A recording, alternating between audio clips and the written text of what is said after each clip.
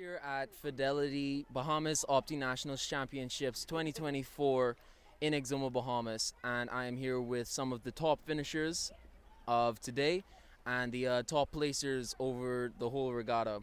So first, we're here with the winner of the first race. What was your thoughts and your tactics during the race? When did you decide what side of the course you want to go on? I really just kind of played the middle mainly, and on the first upwind and the second upwind, I really was just trying to play the middle, and because it's really oscillating out there, so I was just trying to play all the shifts. So more of a conservative style than anything else. All right. And your downwind tactics, what do you think about that? I was just watching out, make sure no one was covering me, because there's a lot of boats behind me, so gotta watch out for that. For sure. And Finley, the crowd favorite, how do you feel about today? What are your thoughts on the conditions? So this is the first time that I remember sailing in Exuma with such light wind and unpredictable wind. So I really focused on sailing the shifts and making sure I have enough pressure to sail fast, and also making sure I have a good start. For sure, for sure. What are your thoughts on the fleet? Do they feel good and competitive and evenly matched? I think the fleet is quite even, although there is quite a big gap between the first and the second half. I think overall the top half is quite even. All right, I would agree with you on that one. And Lizzie is our final race winner, our female winner of the final race here at the Opti Nationals Championship. And what were your thoughts? What did you think when you came around the downwind mark and Finley was right behind you? I was just trying to stay in front of him and play the shifts and stay in pressure. For sure, for sure. And what were your thoughts on some of the other sailors around? Like, how did you plan your course to keep them behind you while also focusing on one sailor but also many? I was just trying to make sure that if they tacked, they weren't gonna end up crossing me and stuff. It's a very good strategy to watch the fleet but also watch the person you're match racing. How are you? Good. You've placed very well. You've been very consistent. What are your thoughts on the conditions and the fleet so far? I thought the conditions were light. They were pretty good, and I was just trying to focus on getting a start and just having acceleration and then getting into the pressure. And the general recall during race 3, we noticed that you were one of the main boats. Yeah. What were your thoughts on that one? I knew I was over, but thank God it was a recall, or that could have gone wrong. But I was just praying for that, and yeah, it turned out fine. So. Absolutely, absolutely. Yeah. Emmett, you're the crowd favorite, especially here at the ESC. What were your thoughts so far on the racing and the competition? It's been pretty fun. Some of the powerboat chop gets pretty big, but it's not that bad. It kept shifting around a lot, but I feel like it was pretty consistent throughout the entire day. And of course, we're going to have to ask about the last race. What was the thoughts about going around the downwind mark and split tacking on the last race? I knew once I had gone around that left mark that I had probably messed up because everybody else kept going around the next mark. So I had a feeling that they were all going to pass me. So you were kind of just pushing the side and, just going further than you can and, hoping for something over there. Yeah, I was hoping for a big right shift. Well, our sailors here have been very consistent. They've been finishing really well. The conditions have been quite favorable. We haven't had any terrible conditions, nothing unsailable, and no race postponements or cancellations. So that means we're going to have a nice full regatta. So I wish you guys the best of luck, and day 2 will hopefully be even better.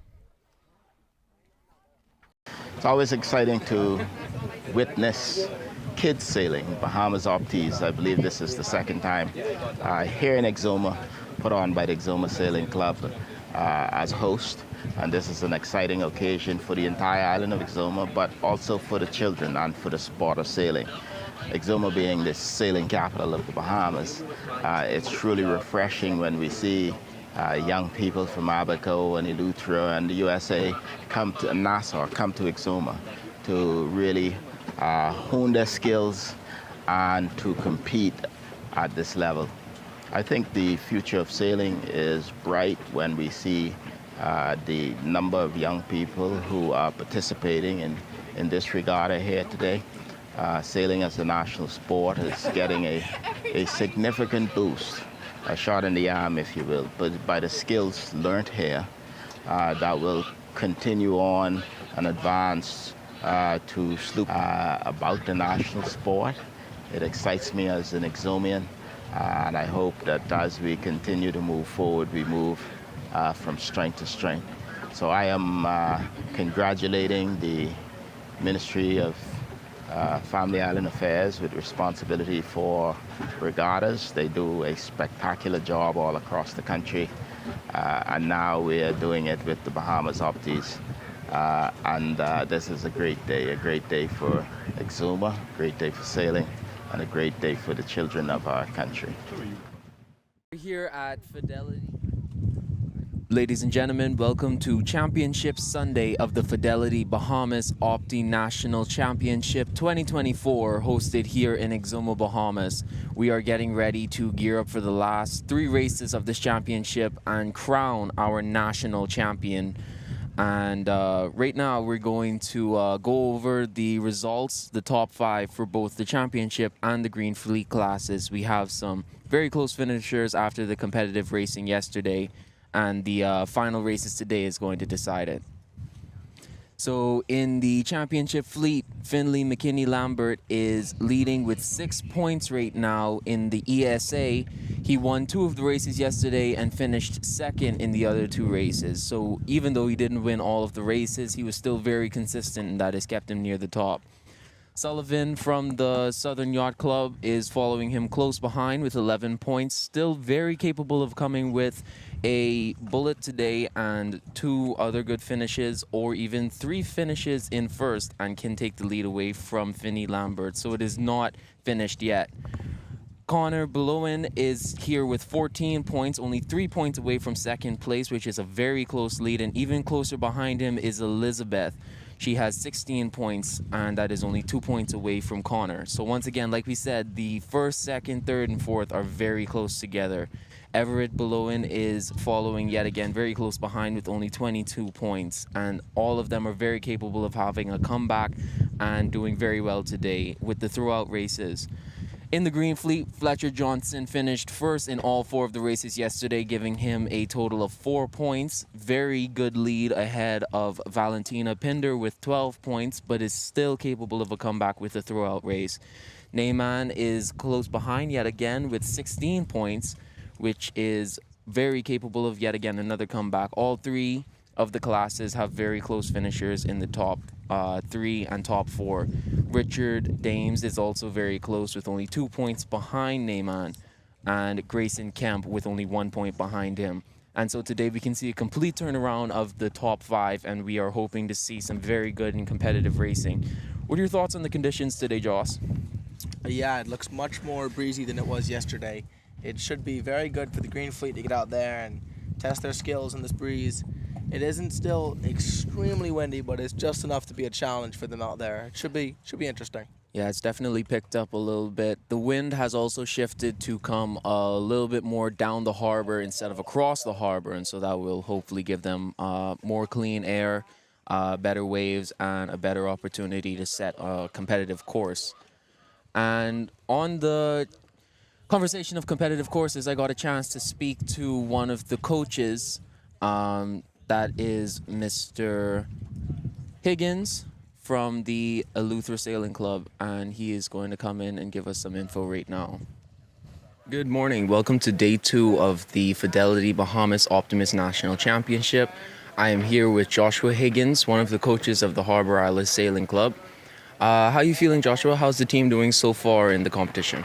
Yeah, good morning, everyone. Hope all is well with you and your families. And yeah, I'm feeling pretty good myself as a coach. I'm really happy with the kids and their performances.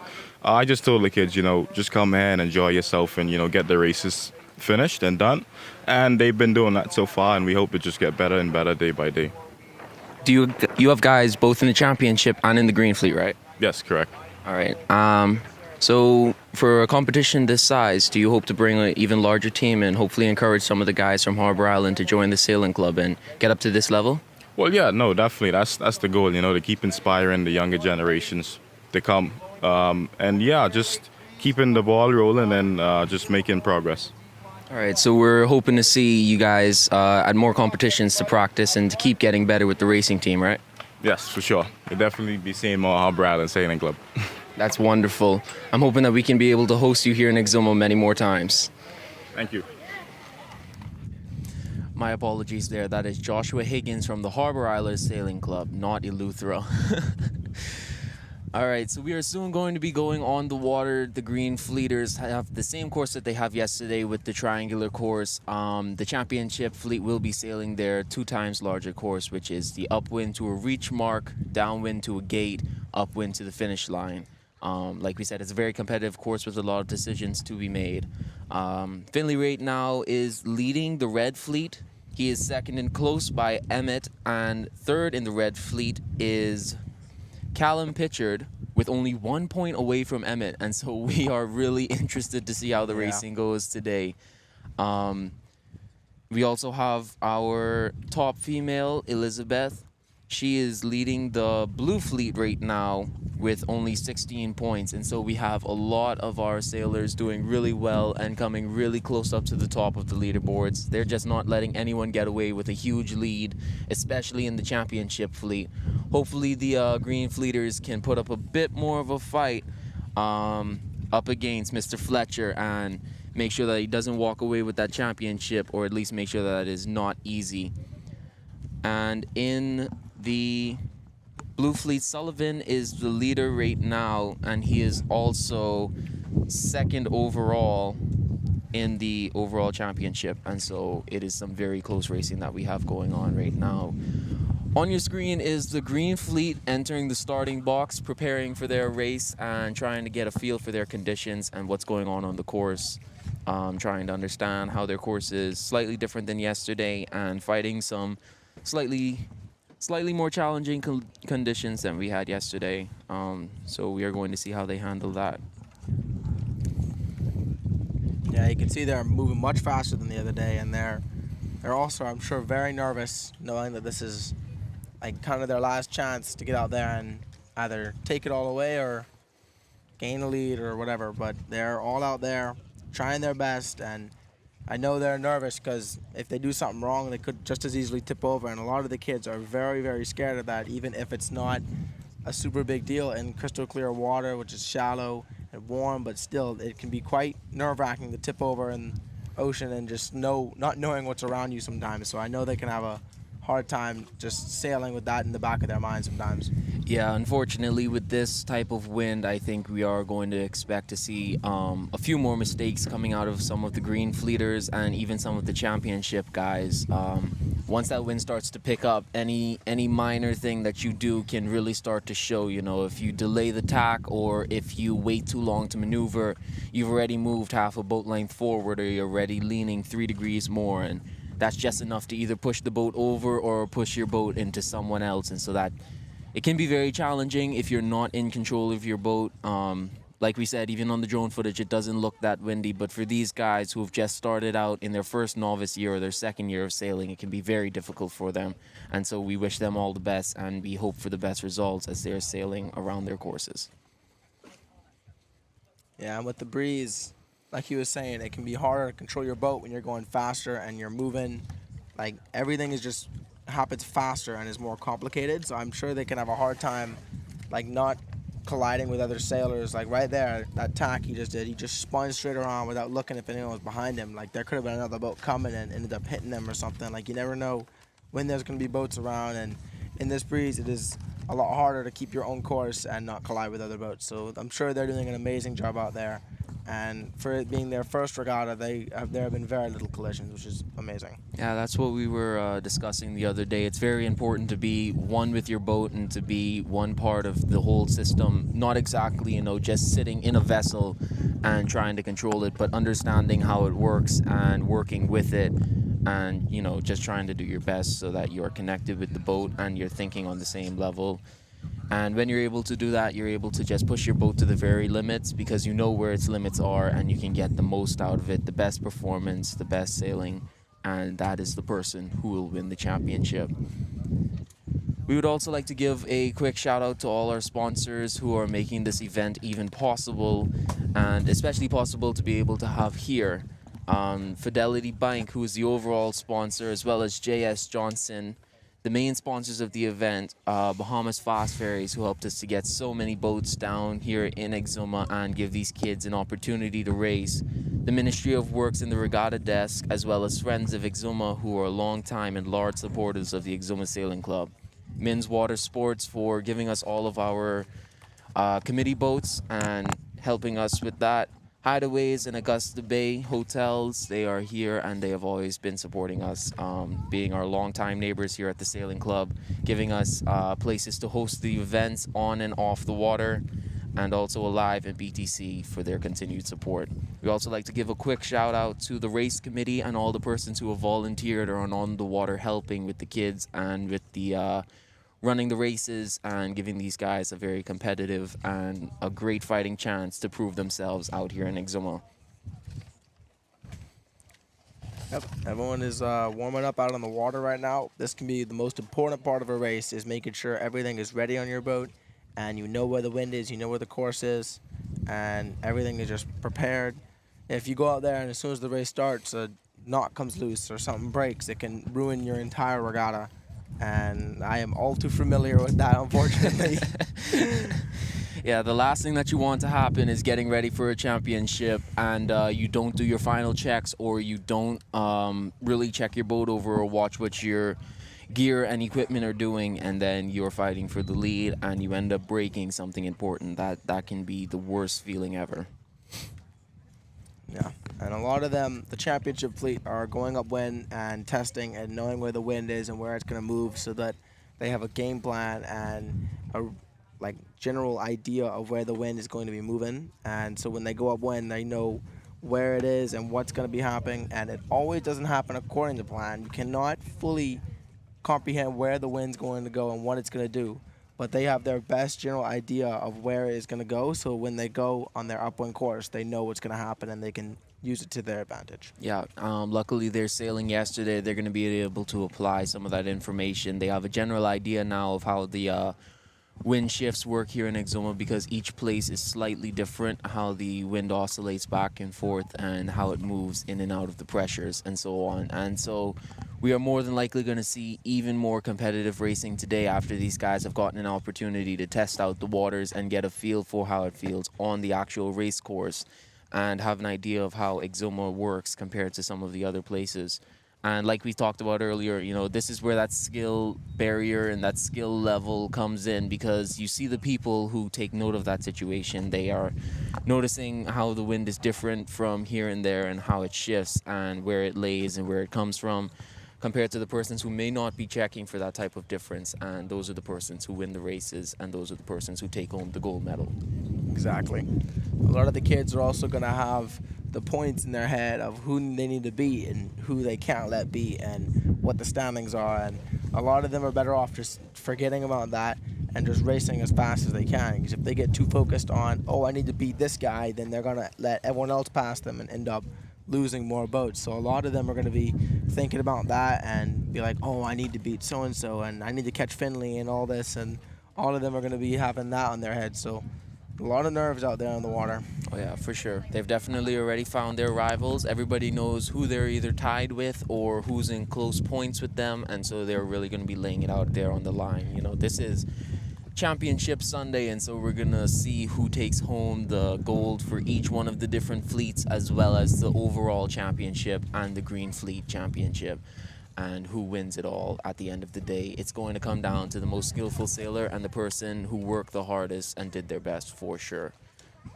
Like we said, we're very lucky that we didn't have any race postponements, any cancellations. The weather has been very favorable here in Exuma, very conducive for Optimist racing. Quick weather update. We have about 10, maybe 12 knots coming out of the southeast.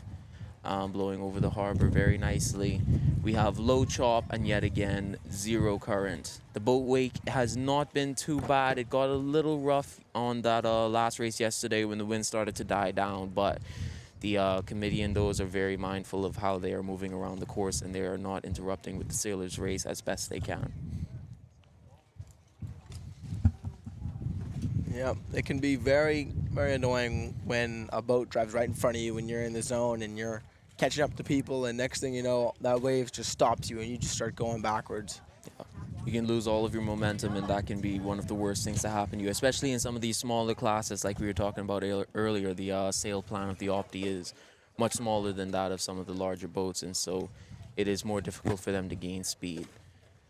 Now, Joss, on the topic of gaining speed, we talked about yesterday how Emmett and one of the other boats actually got flagged off of the start. You mind explaining what that actually means there? Yeah, so Emmett and some of the other sailors would have been on the line, most likely trying to keep their boat in one spot, and in doing that, they were accidentally cheating in a way where they would move their rudder fast to propel their boat forward, which is illegal. And a lot of them do it without even meaning to. They're just trying to get away from the boats around them and trying to stay on the line. But the jury is watching every little movement and knowing, like, oh, they did that one too many times. And then when they flag them, they have to do a penalty turn. So they have to spin their boat around 2 times when they get flagged before the start. And that's why Emmett had a very rough start on the second race, because like less than 10 seconds before the starting gun, he had to do 2 turns, which we call a 720. And after he did that, he started at the back of the line, and he had to catch back up to all the other boats in first. So that can be very, very annoying. You have to remember to follow the rules and do your best, just not to, especially do it when the jury's right behind you. Yes, Miss Lori Lowe was watching very closely on the course yesterday, and she was keeping her eye out for anyone propelling their boat without using the actual wind, and instead using different methods and such. And we were talking about yesterday how important and how useful it can be if you can keep your boat in one position like that and be able to get a very clean start, maybe off of the committee end or off of the pin end or something like that. So they were really going for it. They pushed the line a little too hard, and we even had a few persons black flagged in the third race yesterday. Oh, really? Dang. Yeah. After the general recall, the committee actually put up a black flag for that restart, and we had a few persons over the line within 1 minute. So a lot of these things, you have to keep them in your mind. You have to keep them factored in. Luckily, he's going to be able to drop that black flag and continue racing today. He will not get BFD'd or any other penalization. So as long as he keeps under the line today and he doesn't incur any more penalties, he will have a very good regatta. Yeah, that is quite lucky. And you'll notice a lot of our ESC sailors, not intended, happen to wear their bright orange shirts with it being the last day of the regatta. And 3 of our guys, Dallas Clark, Tyrese McKenzie, and Emmett Knowles, are graduating from Optis. This will be their last races in Opti, so they're all really excited to give it their all in their last races, and you'll see them in the bright neon orange shirts out there sailing around. Yeah, we are going to definitely tip our hats to them. They are super excited to be graduating out of the Optis. They have put in some serious time, most especially Emmett. Spent a lot of time in these boats perfecting their form, perfecting their style. They've worked really, really, really hard over the past couple of years. This is their final event. They're going to be giving it their all and hoping to place as best they can, especially in the red fleet. They may not in the overall championship, unfortunately, but their red fleet placing will be very important because they will be up against persons of their age and of their size. And so we wish them the best today. Fair winds and following seas, and hopefully they have a good race, good clean race, and they have a good time at their final event. Yep, they can have a good regatta now, but not when we race against them. We're gonna not let it go easy on them. Yeah, they're going to be joining us in the Sunfish and Laser class, and so it's going to be really interesting to see how their size advantage in the Optis works out in the bigger boats. They're going to have a whole lot of fun learning the new skills and the new techniques and stuff for larger boat racing. We're now within about 10 minutes or 5 minutes of our championship start and 10 minutes of our green fleet start. And so we are hoping to see some really good racing here. This is our championship fleet, all in the starting box, prepared and getting ready. As you can see, they are a bit more spread out today, like we talked about the other day. As the wind picks up and the boats move a bit quicker, some persons are not as confident that they can stay right next to that committee boat. And so they are moving around a lot more today than they were yesterday. Yeah, all of them, like right here is where most of the collisions happen, when everyone's spinning around and trying to stay near the starting line, and there's 10, 20 boats near one end of the line, and they're all spinning around and moving, but they're all extremely good at keeping their boats controlled and steady and knowing where they are but you can't control all of them. Every now and then there's a good collision. We've had a couple of pre-start collisions, and like we were talking about yesterday, the rules in the pre-start do not start applying until the 4-minute flag has gone up. And so they do have the opportunity within that first 1 minute of the start sequence. If they have a collision or a mishap, they don't have to worry about it, but it's still not encouraged to hit other boats within the first minute of the sequence. So they do get that lenience there, but it is not encouraged at all. So once that 4 minutes starts, if you have any penalization incurring, you will have to do penalty turns for that. Yeah, a lot of them are going down and testing the line to start, and sure is going to be happening quite soon. A lot of them, like right now is when the boats decide whether they're wanting to start on the committee end of the line, which is the power boat, or the pin end, which is going to be the orange buoy. And that can be the difference between winning or losing a race, because no matter what, the line is never perfect. So one end is always going to be favored by just a slightest bit, and it's their chance to decide which end they believe is favored and which end is stronger. So they're going to be deciding which end they're going to start on. And the committee end is usually the less risky end because you will have starboard tack off the line, so you will have right away over the other boats. Coming off the pin end of the line, you will most likely be starting on port tack and have to keep clear of all the other boats. Some people just don't care, and they'll start on port and collide with 8 boats, but they start them first. But then they still have to do their turns after, and they lose it all. But usually it's preferred to start on the committee end of the line. That's where the majority of the boats will be.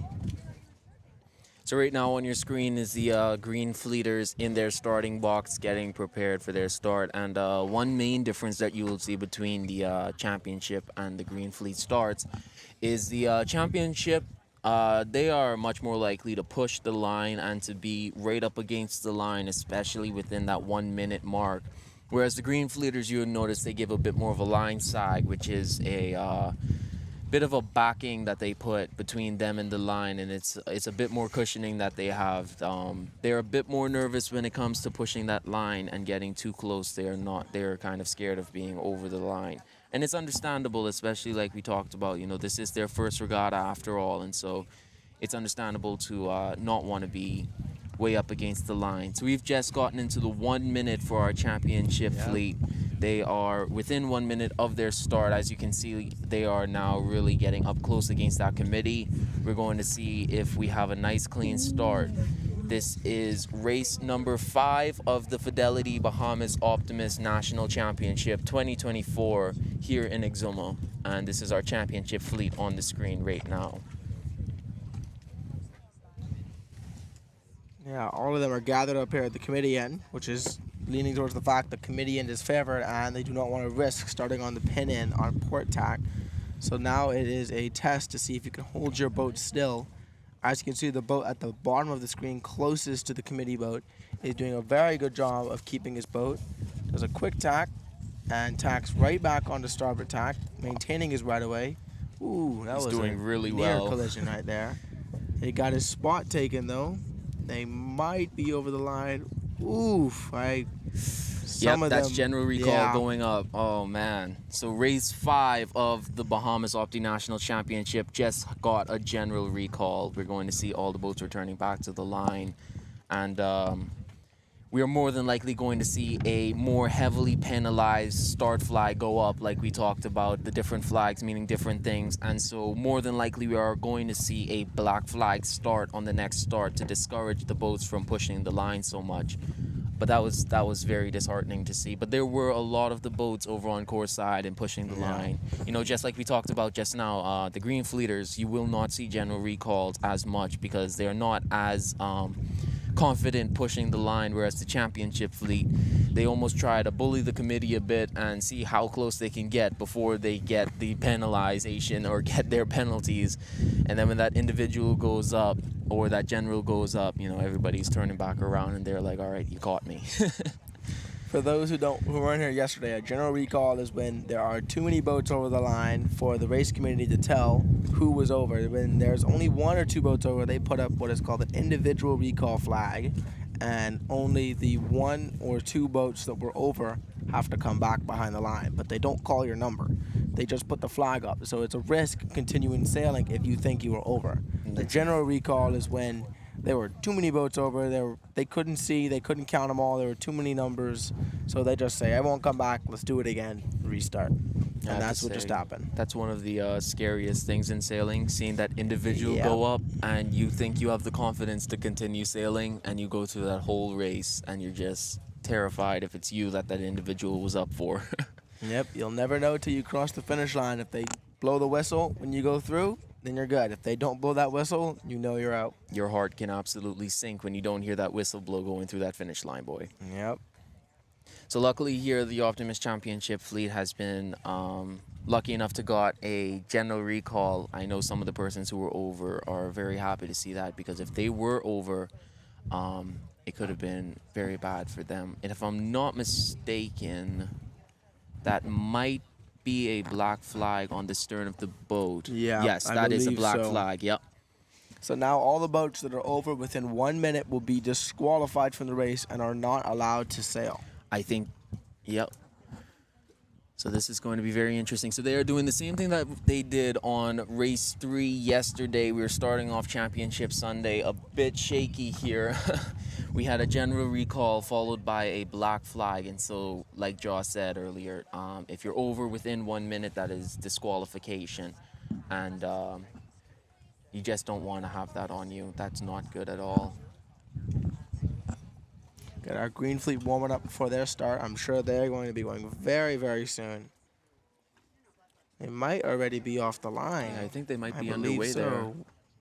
Yeah, there's Yep. our green fleeters going green now. fleet is You can see underway. Fletcher up ahead with 217. That's Fletcher Johnson, our current green fleet leader, doing very well in the green fleet right now. He has won all 4 races yesterday, and it looks like he might be coming in for another race win today. I think it is safe to say that he is well prepared for championship fleet. Oh yeah. He has his black gold spars already on, and he is working his body weight. Look at that right there. Working his body weight, and he just has the whole fleet following him off to one side, putting his bow into those waves that are coming across your screen right now, and just keeping the bow down, keeping the pressure on, and going as quick as he can. Yeah, they're all going on one tack, and they're all like a herd of sheep. And one boat tacks, they all want to tack and go on that side, and then they all flow back to the other side. It's like one big movement, the fleet. Let's go, Naaman. That is an absolute call out right now. This is his fleet, and he is doing very well right now. He has 16 points. He is the 3rd place placer in the green fleet right now, followed very closely by Richard Dames in 4th with only 18 points, and even closer by Grayson Kemp in 5th with 19 points. So the green fleet is very well matched and very competitive between these guys right now. They've been trading blows back and forth all day yesterday, and we're going to see who closes it out strong today. Yeah, Naaman has quite the crowd watching him and cheering him on. Oh yeah. Naaman might just be our most famous green fleet Yeah, sailor. I believe so. He is sailing very good for his first regatta. He is doing a great job. Naaman will be trying his best to catch Valentina in the HTJSC. She's our female right now in the Green Fleet Champion, and she is in 2nd place with only 12 points. And so Naaman will have to work very hard if he does want to catch her today on Championship Sunday and close out the regatta very strong. As you saw right there, Fletcher has just went around the upwind mark. He is leading the race with a very commanding lead right now. He has a solid gap there. He is at least 12 seconds ahead of the other guy. So he's going to start his first downwind leg to that jibe marker. Like we talked about earlier, their course is a triangular course going around that upwind mark to an offset jibe marker. So that means it's off to the side. It's not going straight downwind. Once they go around that jibe marker, they go to another downwind mark, once again slightly offset, not straight downwind, around the final mark and to the finish. Good thing about Green Fleet is if you want to catch the boat in front of you, the Green Fleet course is very, very close together, apart from Fletcher as of now, but all the boats from 2nd to last are very close and clustered together. So if you need to beat the boat in front of you, if you're just a few feet ahead, there can be many boats between you and that other boat, and which will cause a lot more points to be added. So it's very good for wanting to catch boats and not great if you're wanting to hold a lead. And they're all sailing their best out there. We have another shout out for Naaman. Boy, Naaman has an army behind him. Naaman has an entire fleet with him going. He's doing very well. Like we said earlier, he's in third place right now with 16 points. We're soon going to be going back to the championship fleet course. They should be within their 1 minute. Yep, here they are now. We should be within 2 or 1 minute of the start because we are looking at how close the boats are to the line. Yes, we're not within 1 minute just yet. The black flag is still up. So like we said, just in case you didn't hear us the first time, the black flag means that if you are on the course side within 1 minute, that is an instant disqualification, and that disqualification cannot be challenged. And you will not be allowed to sail that race. You will not be allowed to sail the race, no. So if a boat stops right now after the start, either they broke something or black flagged.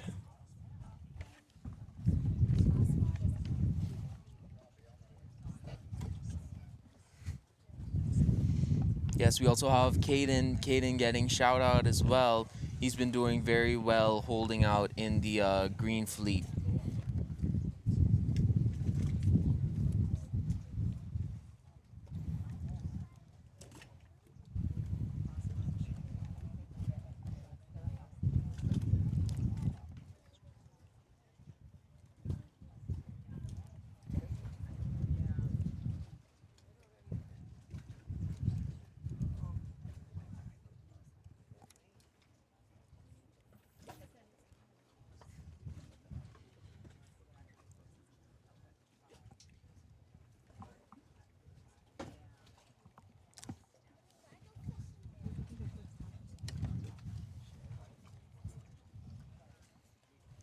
So we're very close to the start of the championship fleet here. So we're going to watch them closely and get ready for the start because this is going to be very tense with them having this black flag up. And so we're going to be watching closely for anyone who crosses the course within 1 minute. So keep your eyes out and keep watching closely. There are a bit too many boats right now, and they're a little far away. So we're not going to be able to give any names just yet. But as soon as they start heading up on that windward mark and they start on that first leg, we're going to be giving you your current leaders and who's in first, who's in second, and who's in third as it goes and as it follows. It appears we have some boats trying to risk it going down by the pennant all by himself. And hasn't reached the 1 minute yet, so he could still change his mind and come back, but we're going to see. Here we are with our green fleeters now. Coming around the jibe marker in front of your screen is Fletcher Johnson, followed closely by Grayson Kemp, who is our first and our fifth place sailors. You can always expect the green fleeters to see a camera, notice it, and give us a little wave. Caught up quite a lot. Yes, Grayson Kemp has covered a good amount of ground because Fletcher actually had a quite demanding and commanding lead by that first upwind mark. Right there behind him is Valentina Pinder, our second place finisher as of right now. She has 12 points. So your first, second, and third for the green fleet is Fletcher Johnson, followed close by Grayson Kemp and Valentina Pinder in third place. Everyone is gathered on the line, getting ready for the 1 minute warning. I have to say the championship is very, very, that would be very a go, bold. actually. That was a go.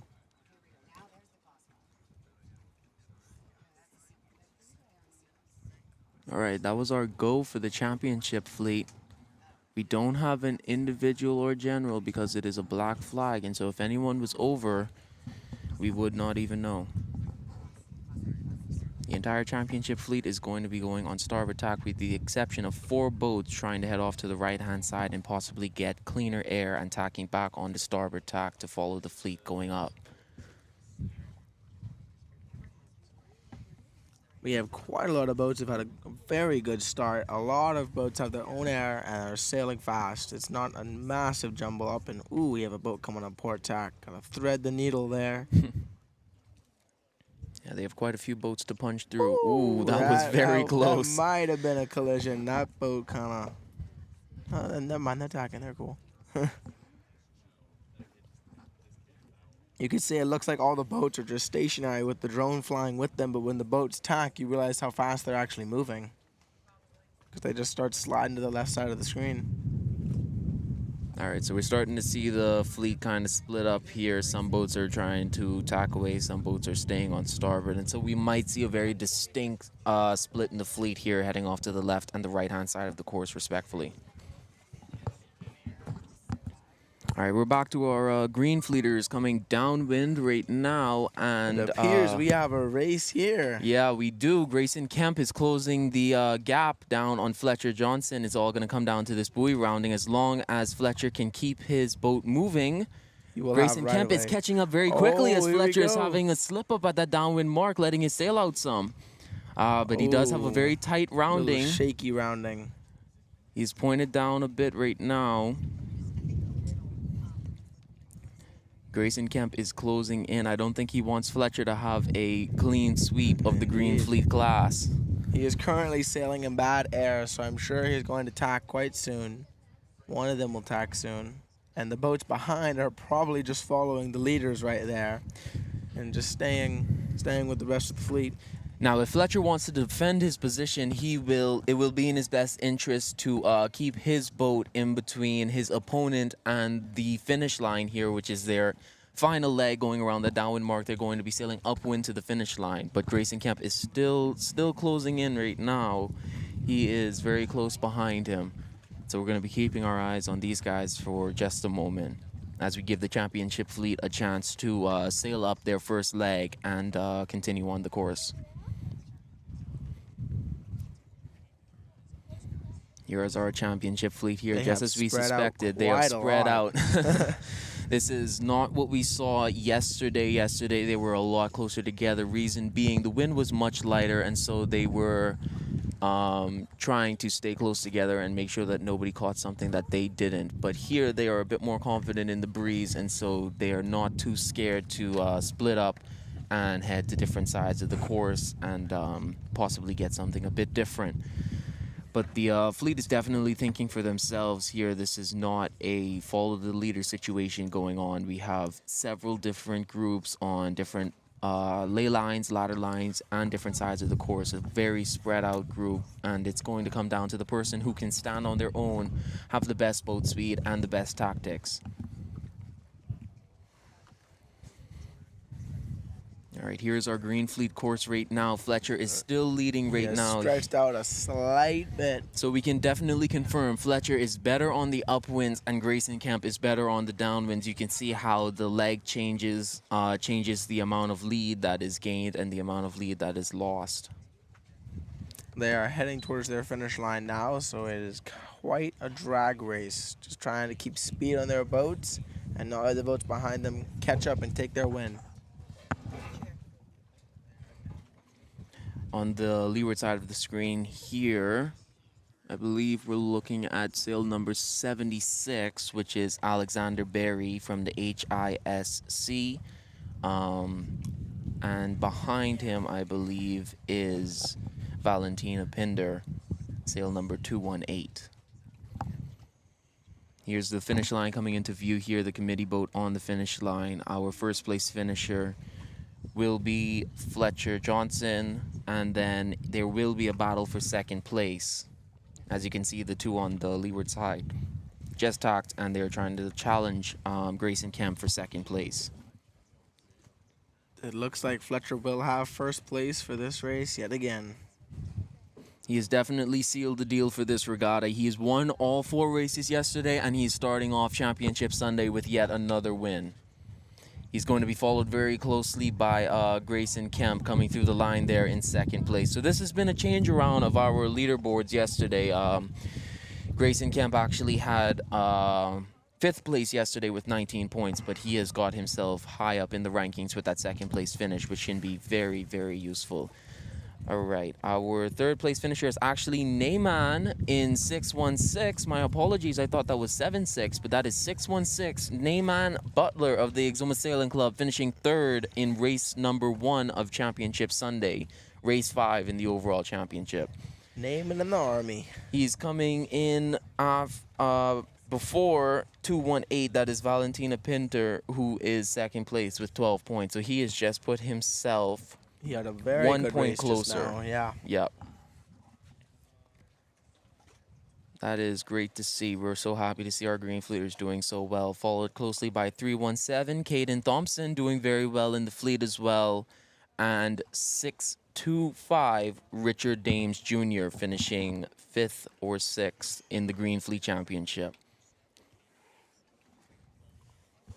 Neyman is right now challenging Valentina Pinder for 2nd place. So if he keeps up this streak that he's going for here, he will not have to worry about Grayson Camp too much because he does have a bit of a lead on him, but he is catching up to Valentina Pinder a lot right now. All of the Green Fleet out there are working very hard to get to this finish in this breeze. They are.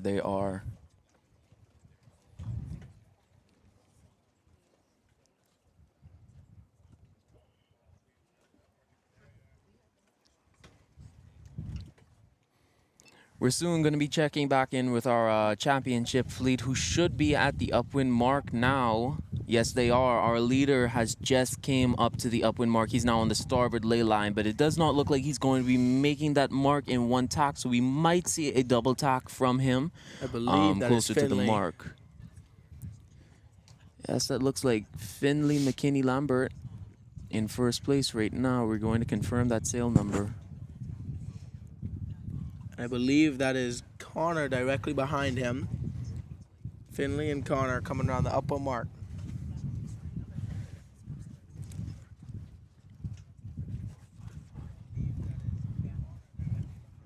Yep, and they are followed by Everett Belowen. So they are now starting their reach leg, going off the wind to their first reach buoy, where they will be pulling downwind and deciding whether or not to jibe. All right, so just a quick update on our Green Fleeters. First place was Fletcher Johnson from Hopetown, Grayson Kemp second from Harbor Island, Naaman Butler third from the ESC, Valentina Pinter is fourth in Hopetown, and fifth was Caden Thompson from Grand Bahama. Well done by the Green Fleeters.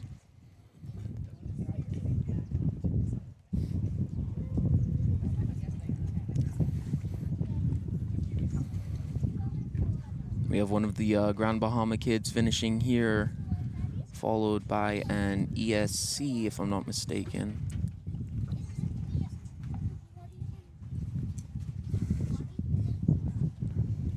All right, that is Yori Carroll from the HISC.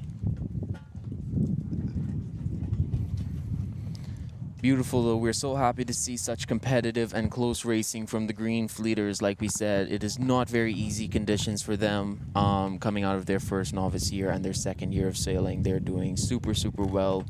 Really proud of them. They're working hard, and they are showing that they really want to get well and get great in these boats and move up to the championship class. Like we said, the racing team for the Bahamas is really moving around right now, and so there are champions coming up, and they are rising to the position, and they're going to be our next generation of Opti racers. Indeed. Right now, the hardest part for a lot of the Opti sailors to go to all these international competitions is to mix it with school, because a lot of them are still young and have classes to attend and exams, and merging that with going to regattas and traveling internationally can be quite difficult for a lot of the sailors. Yeah, it's not easy at all to balance both school life and sailing life when you almost have to do both full time. No. Shout out to the HISC from Miss Tina. They are doing very well represented, most especially in the Green Fleet right now. They have someone in 5th and someone in 6th doing very well in the Green Fleet, and they are fighting for the lead. They are doing really well. I am so proud of them.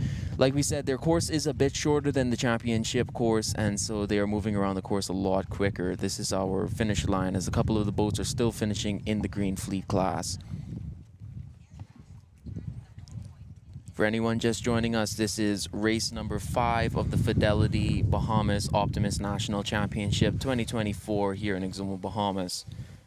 Championship Sunday, we are getting ready to crown our winner in just a few hours, because the last couple of races will soon be over.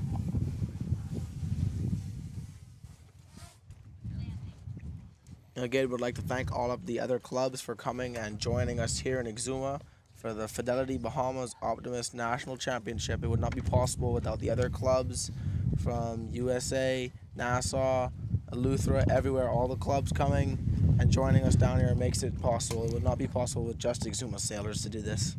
Grand Bahama, Abaco, all of you guys, you make it a real competitive and amazing regatta, both in the green and in the championship fleet. It is super, super, super proud that you guys have come down, and we are really honored to be able to host this event here in Exuma, and we hope to have it many, many more years in this beautiful harbor of ours. We will not mind having it at any of the other family island sailing clubs as well. We can bring this regatta to any of the family island sailing clubs, thanks to these amazing sponsors and the persons who make this happen. It is mobile and it is able to move all over the Bahamas wherever it is welcome to be hosted. The sailors will more than happy to race there. We have to have a congratulations to Drake for being the only sailor from the Long Island Mac Knowles Sailing Club, coming all the way down here to compete by himself from his sailing club. Great job to him. Yeah, super happy to see these guys representing their club. All right, this is our championship fleet in the distance, and some of the green fleeters up close. The championship fleet are on their second leg, heading to that reach marker and beginning their downwind soon.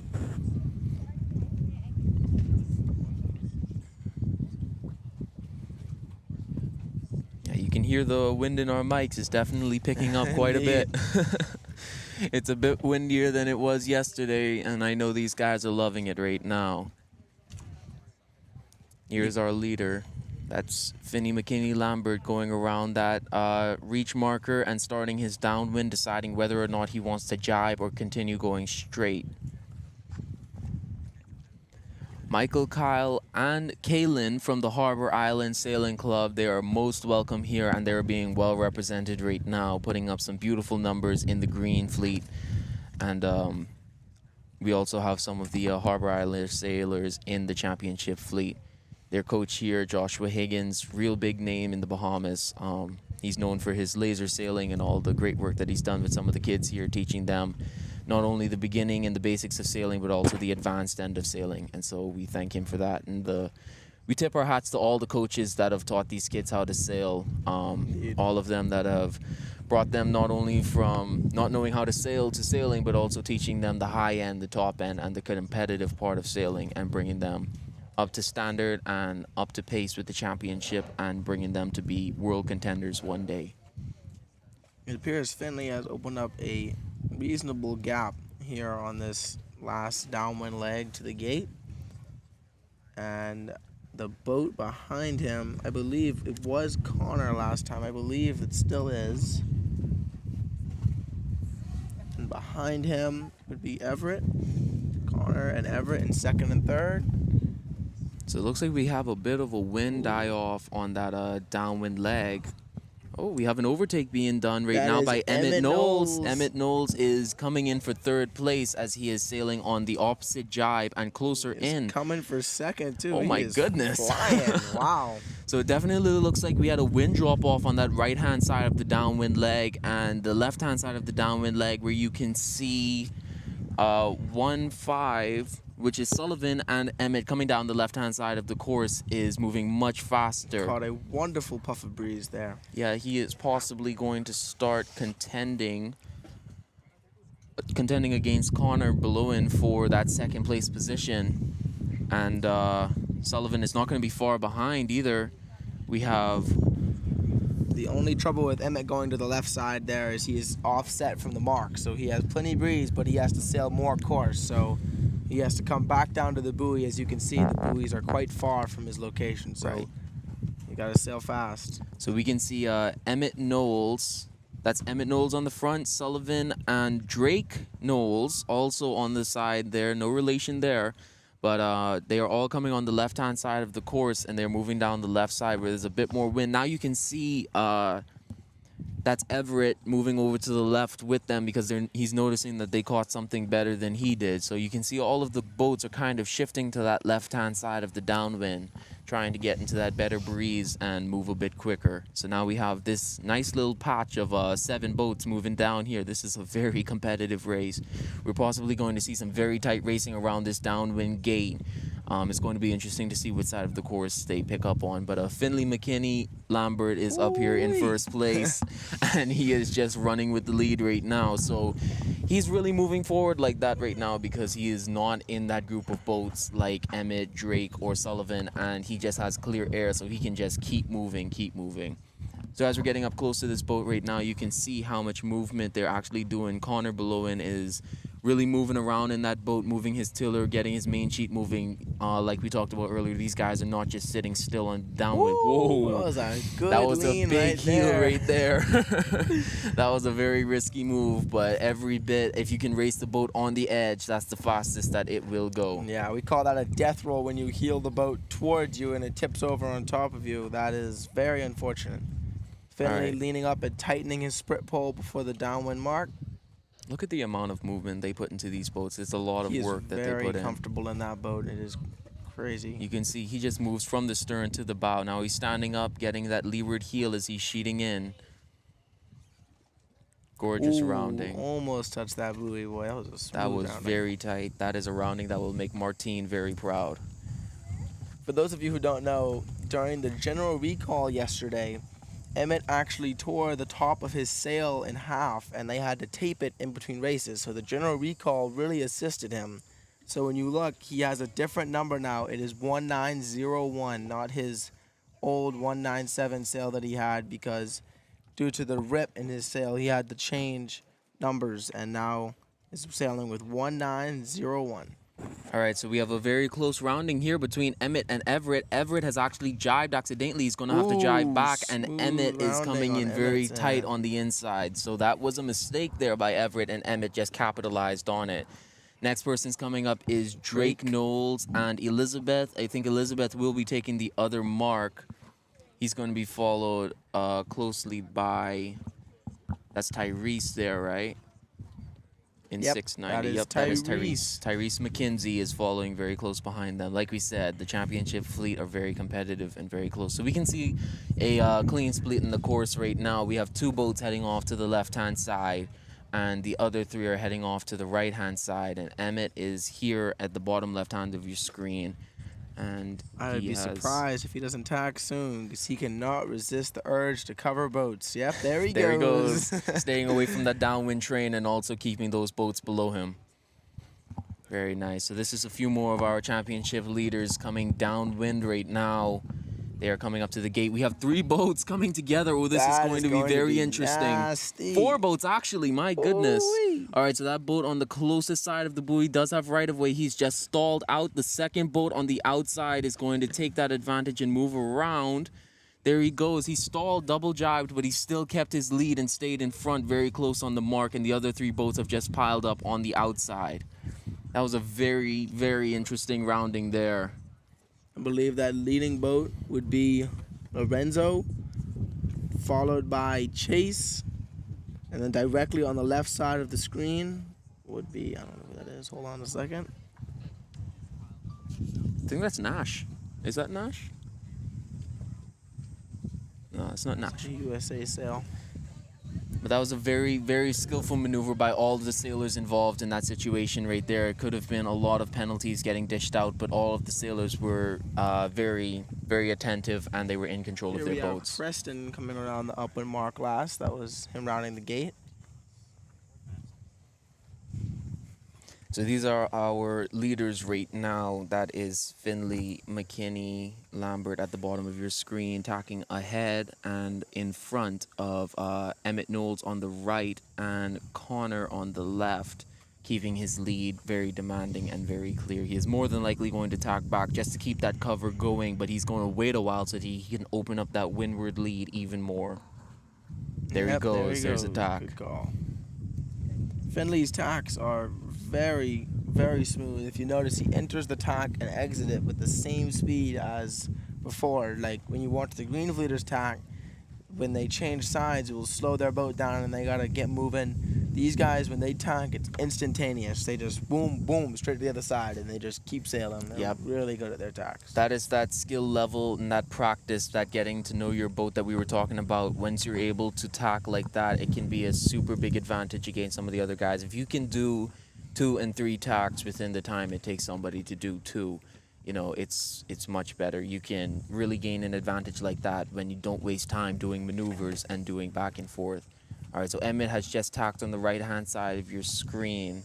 Connor is still going to continue at the bottom. Oh, no, he tacks as well. Okay, so we might be seeing a wind switch right now, right here. So Finley will more than likely continue and then do a tack just windward of Connor, like we said, to keep his cover, to keep his boat in between him and the next mark, but also to get onto the preferred tack. There it goes. And now they're attacking back, trying to stay away from Finley. So what's going on right now is Emmett right now is considered the attacking boat. Connor is a defender and an attacker, and Finley is a defender. So Emmett will tack, Connor will tack onto Emmett, and then Finley will tack onto Connor. And so you will see that happen a lot. So soon we're going to see, maybe in another 20 or 30 seconds, Emmett is going to tack onto starboard. Connor will follow close onto starboard, and then Finley will follow suit and also tack on the starboard, because they're all trying to defend against each other and stay on the same tack as their opponent and make sure that neither one can get any bit of a lead. Yeah, they're not trying to just defend the boat behind them, but catch the boat in front of them, except Finley, who is just, his goal right now is to just not let the boats behind catch up. All right, that is our windward mark and finish line. So do not mind the yellow triangular buoy. We're looking at the boat and the small pink mark at the right-hand side of your screen, just like it said. Emmett has tacked, Connor is tacking, and we're soon going to see Finley tacking. Everybody's trying to defend on this final leg because they saw how much boats can catch up. Especially yesterday, there were a few boats that actually gained positions on this final leg. It is a very long final leg, I must say. It's almost a full upwind leg from that downwind gate. Usually it's a bit shorter than that. And there goes Finley. Yep. Like clockwork, we're seeing these guys defending their positions. And here we go again. Emmett tacks, Connor tacks on top of Emmett, and Finley will be going shortly unless he decides to risk it and send it all the way to the finish line. But Nope, there goes the he tack. goes. Yep. Just like clockwork. So for those of you just joining us, this is race number 5, the final leg coming up to the finish on the Fidelity Bahamas Optimist National Championship 2024 here in Exuma. Finley McKinney-Lambert is our leader right now, followed close by Connor Ballewin, and third is Emmett Knowles. They are all defending right now, trying to hold on to their positions, and the starting line is within view at the top right-hand side of your screen. See, Connor has let Emmett go there. He has tacked away and tried to attack on Finley, but Finley has covered him. Emmett right now is out of frame, but he will be sailing to the right side. He's at the very bottom of the screen. He's sailing to the right side of the course still. So like we said, the championship fleet does have a lot more confidence in their boat speed and ability, and so we think Emmett is going to take another confident and bold decision. It's a risky move, but high risk, high reward.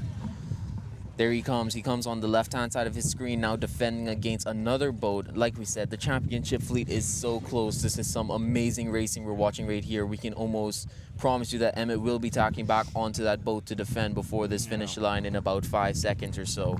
Right there, you see Emmett was so busy trying to attack on Connor that he let the boat behind him catch up and close that gap a lot more than it was before. So you have to be careful not only to attack the boats in front of you, but to not let the boats behind you be able to catch up to you.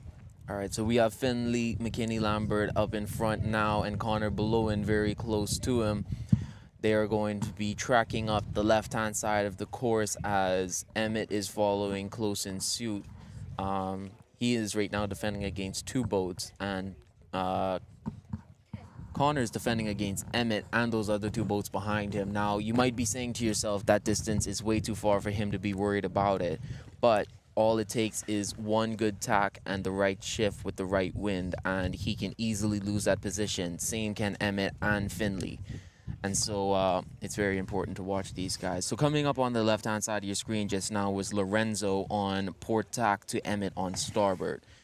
And on your screen right now is Finley McKinney Lambert at the top and Connor Belowen at the bottom. And it looks like this race is going to go the way of the ESA, as Finley McKinney Lambert will be taking race number 5 on day 1 of day 2 here on Championship Sunday. Some very nice racing by him. He had a pretty demanding lead on that first reach leg going downwind, and he's held on to it the whole way through. It's very important. Well done by him. Hats off. And Finley finishes, extending his lead. He will have 7 points now after this race, which, having done, 5 races, having 7 points, it's quite crazy. Doesn't get much better than that unless you win all of the races back to back.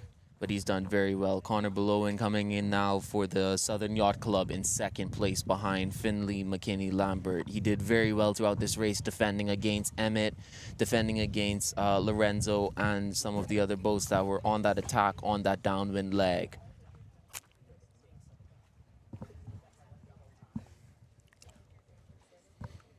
All right, so now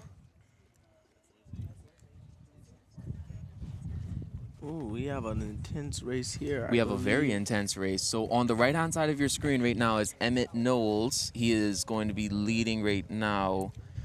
And then we have Drake Knowles actually fighting against Lorenzo and Sullivan for third place. Now that is Elizabeth. No, that's directly Elizabeth below there. him. Where did she come from? So these 3 boats are going to be fighting for third place now. So Emmett has just crossed the line.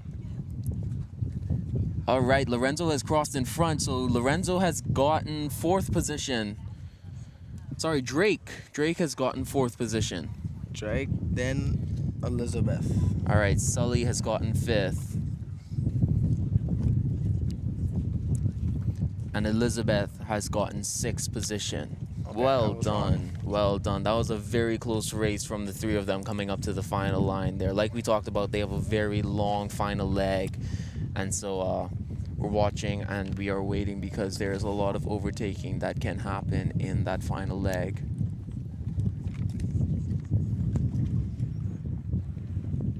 Everyone is racing on, coming to the finish. See another orange shirt. I believe that would be Tyrese. Yep, I know that, Dak. That is Tyrese McKenzie coming through the finish line. These guys are doing super well right now. Like we talked about earlier, they're really competitive. They're working real hard. Still trying to identify the number coming in behind them. That might be Callum coming in behind now, I believe. I think that is Callum. That looks like a Callum. Let's see when he tacks. Yep, that would be Callum Pritchard coming in behind him. And then there is a slight gap, and I believe that would be Lorenzo would be the next boat. 5-6 from the Eleuthera Sailing Academy coming in. Oh, never mind. He might actually get crossed by that other sail.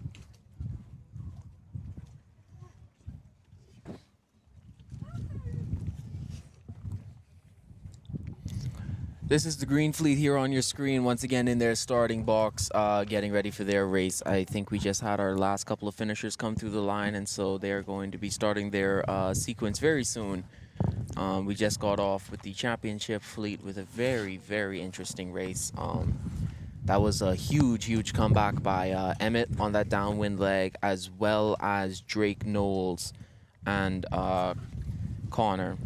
All 3 fighting very hard for that downwind leg and moving on the left-hand side into that passing lane. You know, we talked about earlier, it's very difficult to pass on that downwind leg, but these skillful sailors do it like it was nothing. They make it look easy coming down there and realizing that the right-hand side of the course may not have been favored and moving to the left-hand side and just taking that position away.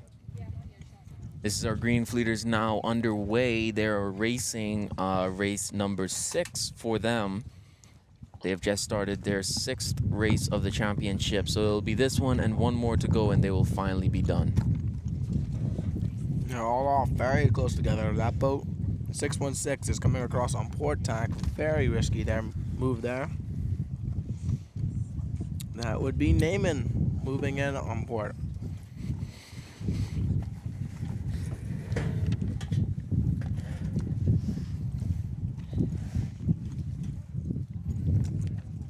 Naaman coming in across the fleet on port tack. Very risky but bold move, and it can pay off very well as long as he does it right.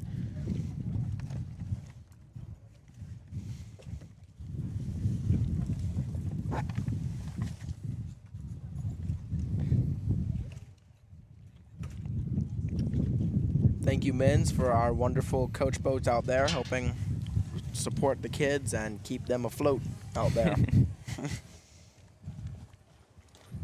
They have definitely been hard at work this weekend, moving between the green and the championship fleet, helping them all out. It's hard to believe, but even the champions need help at times. Oh, yeah. We just had our last couple of boats go through the line on the championship fleet course, so we're going to give them around about 10 minutes or so, possibly less, so that they can move from that finish line like we talked about that's away from the starting line, so they have a different finish line from their start. They're going to need time to go downwind and go through and get into their new starting box. So just a recap of the championship finishers. We have Finley McKinney Lambert in first place, Connor Belowen in second, Emmett Knowles in third, Drake Knowles in fourth, Sullivan Resnick in fifth, and Elizabeth Lovell in sixth place. Apologies to anyone if we mess up the last or first names of the sailors. We do have a lot of names to keep up with out here. We are trying our best. Green Fleet is out there sailing very hard. 218 would be Valentina in the middle of your screen on the right-hand side now. She is a second place contender as of right now in the Green Fleet Championship. And so we are going to be keeping a close eye on her. Hopefully all goes according to plan for her, and she will be walking away with an award. As long as she can hold on to her position and defend against Naaman, Richard, and Grayson Kemp, all three boys trying to take that second place position and hopefully get their name on the podium.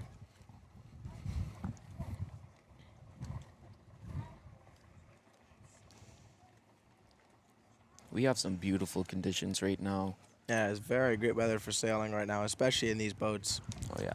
Because I know Finley and Emmett and Tyrese, some of our larger guys getting ready to leave, want as much wind as possible.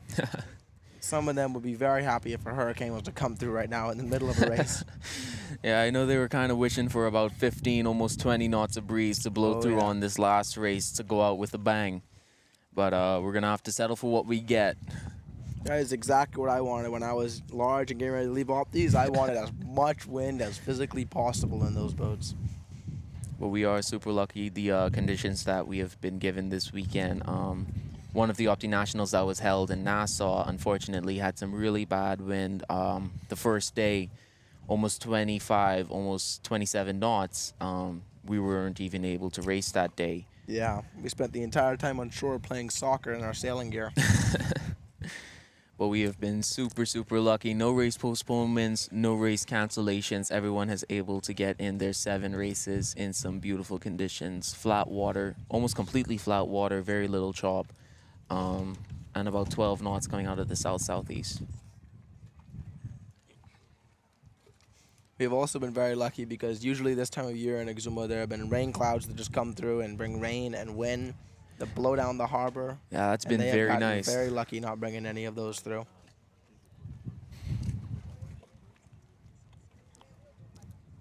So while we're waiting for the championship guys to head down to their finish line and give the Green Fleeters a chance to head up to the first windward mark and establish themselves on the course, we're going to take a quick break and be right back after a few commercial messages.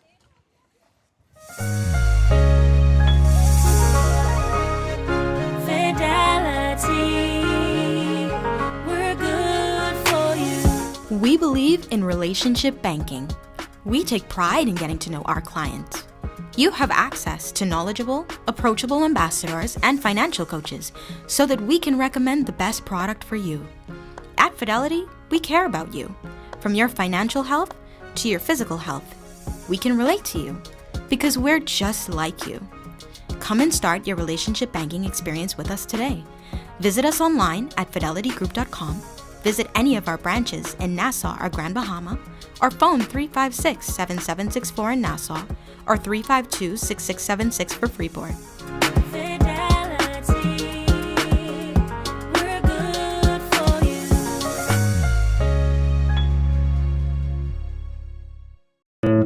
Throughout our lifetime, we must all make decisions. No matter how we choose, the right one just needs to be made. Like having J.S. Johnson Insurance Agents and Brokers as your insurance partner. We've been serving the Bahamas for over 100 years. Whether you need home, motor, marine, or commercial insurance, make the right decision. Call 397-2100 or visit jsjohnson.com. JS Johnson Insurance, peace of mind. All right, we're here with Mr. Donald Roll from the Regatta Desk and local government. What are your thoughts so far on the regatta? How have they been? The regatta is just beautiful. Enjoying the atmosphere, enjoying the weather. The water is beautiful. It's competitive sailing. It's something that we look forward from the Regatta Desk, and we want to ensure that our youth in sailing is given the opportunity and get the privilege to display their talents. Awesome. Can you tell us about the Regatta Desk organizing the regattas and their support for the Bahamas Optimist National Championship? Well, the Regatta Desk plays a vital role in terms of organizing and preparing the logistics for all the regattas throughout the Bahamas. And we liaise with sponsorships and those sailors to ensure that we meet the requirements that is needed to pull off an excellent regatta.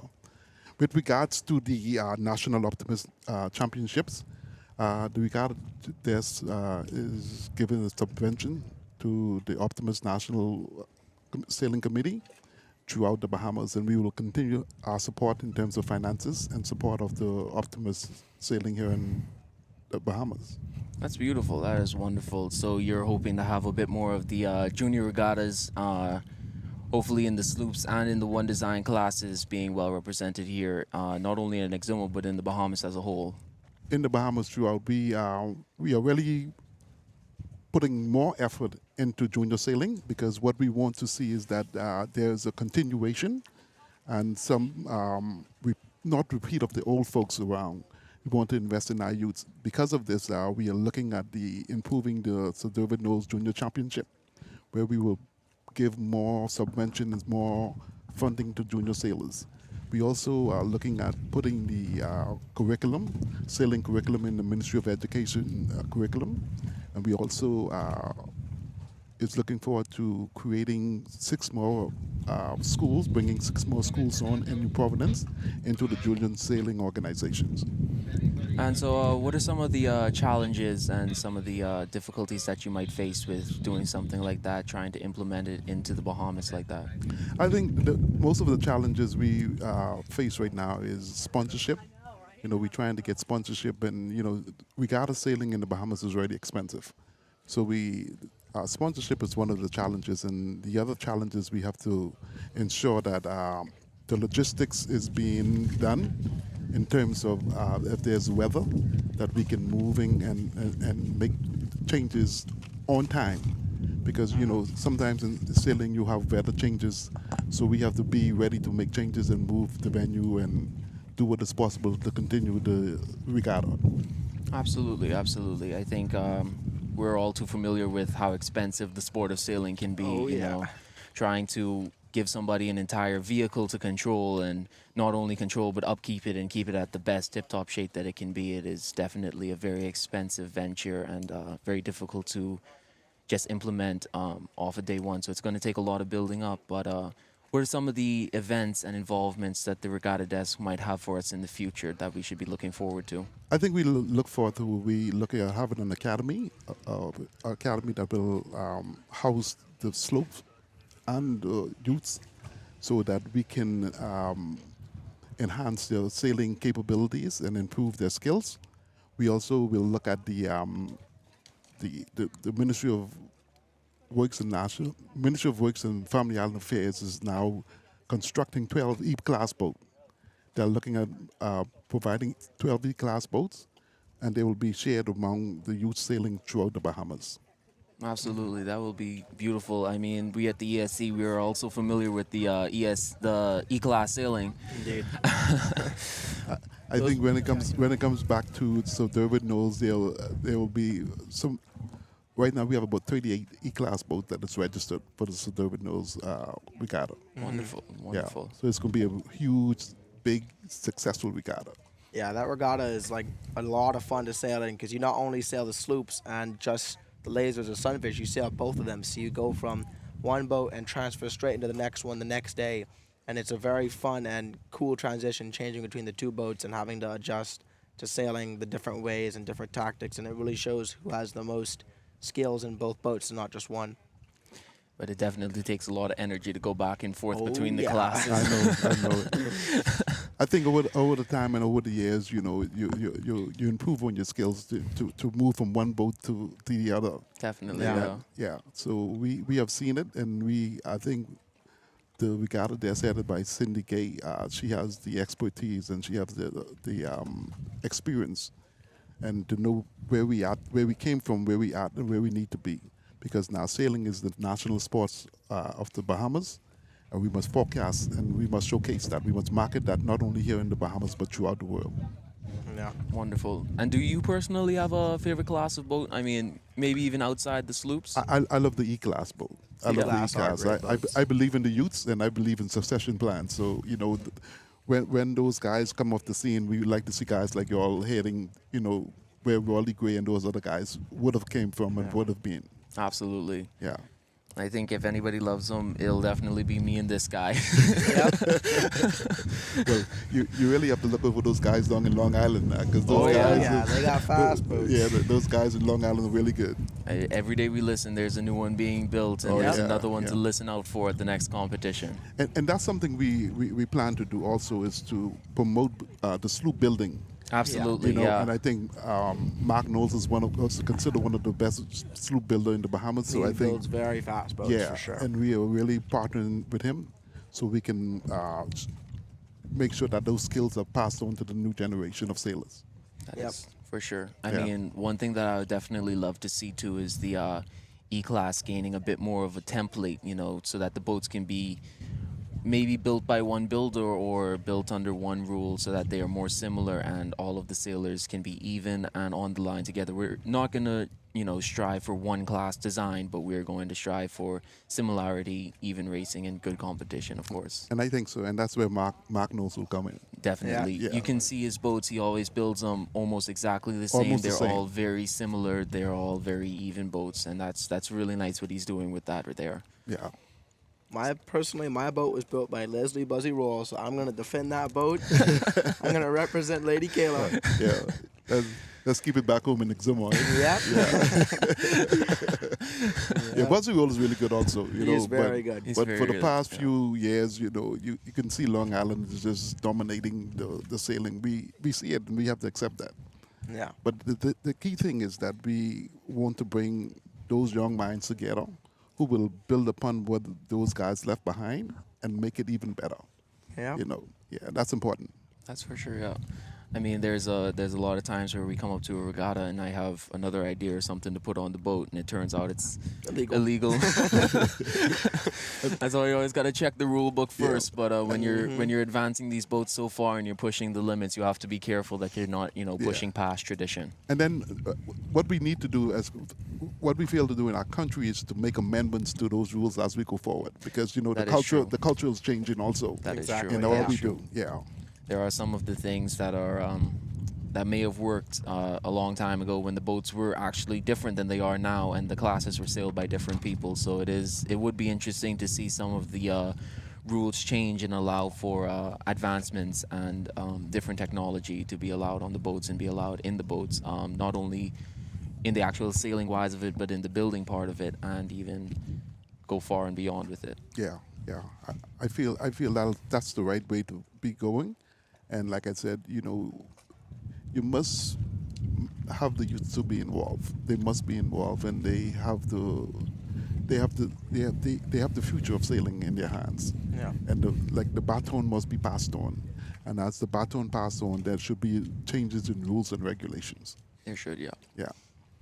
Yep, and no matter how much the boats change, there's always going to be a rivalry between the islands. Oh, yeah. That's always going to be there. It's always going to be a fight for who has the best sailors, the best Yep. boat builders, the best boats in general. But it's real nice to see the rivalry has been very healthy for the past couple of years, and it's been Say going. that, boy. It's been going very strong. The fleets have just been growing more and more every day. I mean, even the A and B class, you've seen a few of the new boats rolling out. And it's really nice. It's really good to see the competition expanding and not only some of the same boats over and over again. We've even seen a couple of the C class change up their winners and their championship stuff like that. So it's really good to see that. And then, like I said before, sailing is now the national sport of the Bahamas. So you have to see an increase in productivity and growth in terms of the amount of participation, in terms of those quality building of boats. And like I said, I can't forget the youths. I must emphasize on the youths. They must play a role in sailing and moving it to the next generation. Absolutely. Yeah. But it is an absolute pleasure to have had you on today here at the Fidelity Bahamas Optimist National Championship 2024, being hosted here in Exuma, as are many of the major regattas here in the Bahamas, and we hope to have many, many more. And it was a real nice pleasure to be able to talk to you and represent the regatta desk today. It's a pleasure. It's a pleasure being here. Thank you. All right. Thank you.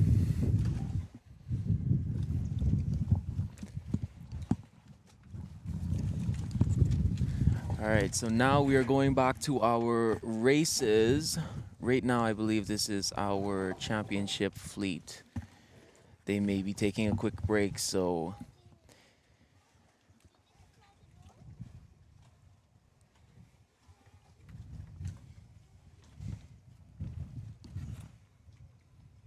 I believe we had one of the Green Fleet races go off recently. yes, he And I did. think we... Oh, the okay, leaders we of have, those yes, ones. we have a bit of a discrepancy in the race, in the Green Fleet race. Caden was actually over the line in the Green Fleet race, and he beat Christian overall, but unfortunately, it will not count. We were talking about that, That is earlier. unfortunate. That is very unfortunate. That was one of the things we were talking about earlier, you know, being very careful when you're starting off on the line. My apologies, that's in the Yeah, that is in the championship championship fleet. fleet. Wow, that is so unfortunate, though. They And were that is doing a black very flag well. too, I believe. Yep, that's a Oh, black flag, so that's a gonna hurt. disqualification he's carrying. That is not good at all. So like we were talking about, it's very important to be careful when you have those type of heavy penalization starts, such as a U flag, black flag, or I flag, to not be over the line. And Kaiden is one of our very own ESC sailors, and he is one of the 3 White Fleet sailors and is super, super enthusiastic about this regatta and was wanting to win or make second in White Fleet, and it's going to be quite difficult now for him to catch up, having carried that black flag disqualification with him. So let's hope he can have a comeback and do something miraculous. All right, in our second race in Green Fleet, we have Fletcher Johnson finishing first, Valentina Pinder coming back with another second place finish, Grayson Kemp coming in from fifth, and he is really fighting up at the top now. Richard Dames Jr. from the ESC finishing fourth, and Halo Burry from Grand Bahama finishing fifth. That is your race 2 in Green Fleet here on Championship Sunday. The same 2 leaders of most of the races so far. They have quite a comfortable lead as of now. Yes, Finley Lambert McKinney is doing very well in the championship fleet to keep his lead and to keep his numbers as low as possible. And Fletcher Johnson is also doing the very same. He's keeping his numbers very low, and he is trying to show those Green Fleeters who's the best beginner out on the course. He's doing very well, though. He's opened up a lead a lot of times. He did get challenged by Grayson Kemp on that last race, but Grayson just could not hang on to it. But great job by them. Everybody is sailing really, really well right now. Yeah, they're all doing a very good job. I haven't seen a capsize yet. No, I actually And for haven't there during being a more race. breeze, No. That is really, really good. So that's really good. We're soon going to be starting the championship course. The championship fleet should be within sequence or inside their starting box right about now. Hopefully, we do have a clean start this time so that they can start under the P flag or maybe even the U flag. They can have a easier time with their starts, and we don't have anybody over, and we have just some good racing coming up soon. So this is our green fleeters here, if I'm not mistaken. All right, yeah, these are our green fleeters on the screen. They've just finished their second race of Championship Sunday, and they will soon be moving on to their third and final race of the day.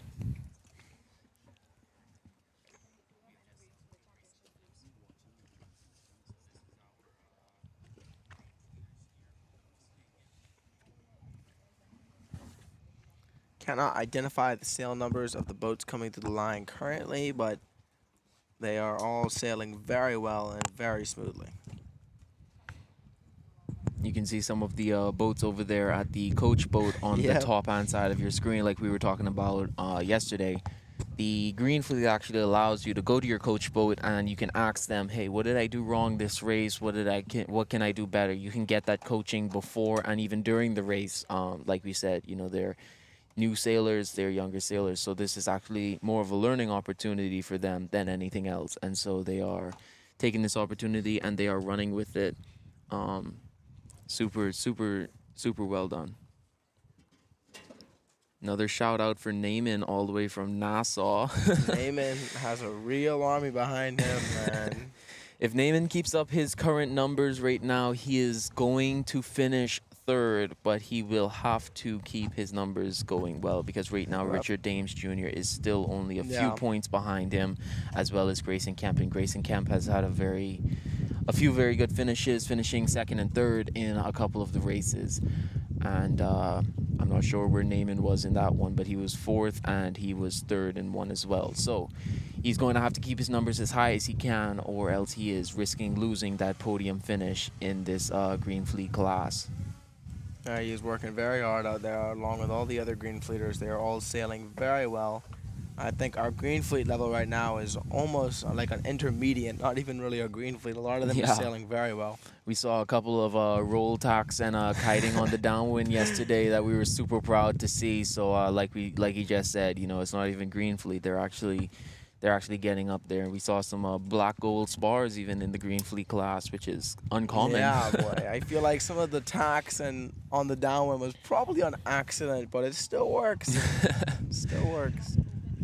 So just in case you're wondering what I'm talking about there with the black gold spars, the black gold spars are a carbon composite type of spar. So it is a more of a higher level spar. It allows the mast and boom to flex a bit more and give you a bit more assistance, especially going upwind and sometimes on the downwind. It flexes the sail and it allows it to move more. So it gives a bit of an advantage. So like we said, it's for the higher class of racing. So it is extremely expensive for it is even very these small expensive, boats. 90% of the boats in Championship Fleet have either the black ones or the gold ones, which are both the same. They're just based off of different countries. Now most of the Green Fleet have the silver spars, which are usually designed to be a little less painful if the boom hits you in the head than some of the super round and solid black ones a lot of the time. Yeah, the Green Fleet spars are usually just made out of pure aluminum. They don't have the carbon composite that allows it to flex. So it is a bit more forgiving in the long run and a lot more affordable. Yeah, a lot more affordable and easier to fix if they break, because you can find other pieces of aluminum to repair them and send them back out on the water. And a lot of our boats, when they're repaired, we kind of just make them bulletproof, so when the kids run into each other, they don't break as they just bounce right off. Like sometimes the training boats will be given pool noodles on the bow, so when they run into a dock or even a person, sometimes it won't hurt as bad. Exactly. That kid missed the finish line. I do not know who the sail number is, but I'm not sure that he went to that finish line. I think he is trying to turn around. Possibly. Ooh, that was a risky jibe there. Almost got him in the head. In just a moment, we're going to be taking a look over at the championship course. They have just entered their starting box as the last couple of boats have completed their finish and they have head down to the starting box. Like we talked about earlier, they're going to be getting their bearings and trying to figure out where they are on the course and get into that mindset and get ready for this next race. So here we are with the championship guys. You can see they're in their starting box. They're over by the committee boat over on top of the line, kind of checking to see where's the best part of the line, where's the best place to be and stuff. And they're just separating into their groups and testing and getting ready for this race, staying warm like we talked about earlier. And also in the very same, they're also conserving energy. So they're not only sailing around the whole time, but they're trying to keep their energy levels as high as they can so that they can give the next race their absolute best.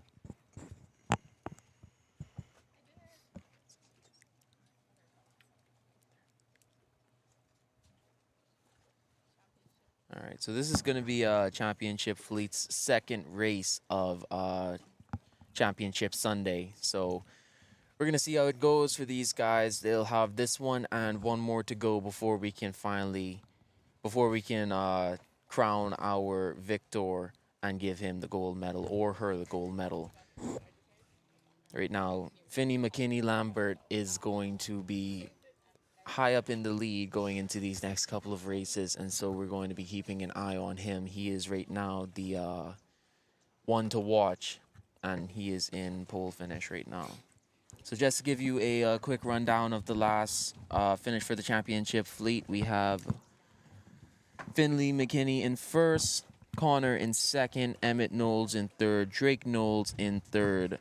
Drake in fourth. Yes. Fourth, Drake in fourth. Sullivan in fifth, and Elizabeth in sixth. That will change a lot of their overall standings. Emmett had a very good race, and so did Drake. Drake had a really good race. I do not remember his last standings, but that was a very, very good finish for him. He is also in the red fleet, along with Emmett and Finley. Absolutely. So this puts him in the contention. He was more than likely very close behind Callum in the red fleet, fighting for third. And so we're going to keep an eye on him. He might possibly be in the contention now.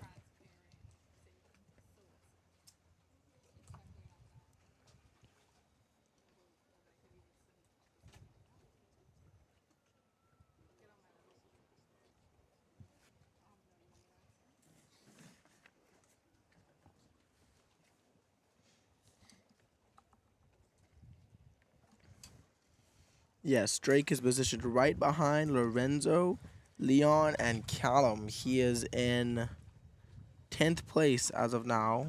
With that place, he will probably move up and have a better overall placement from that good finish of his last race.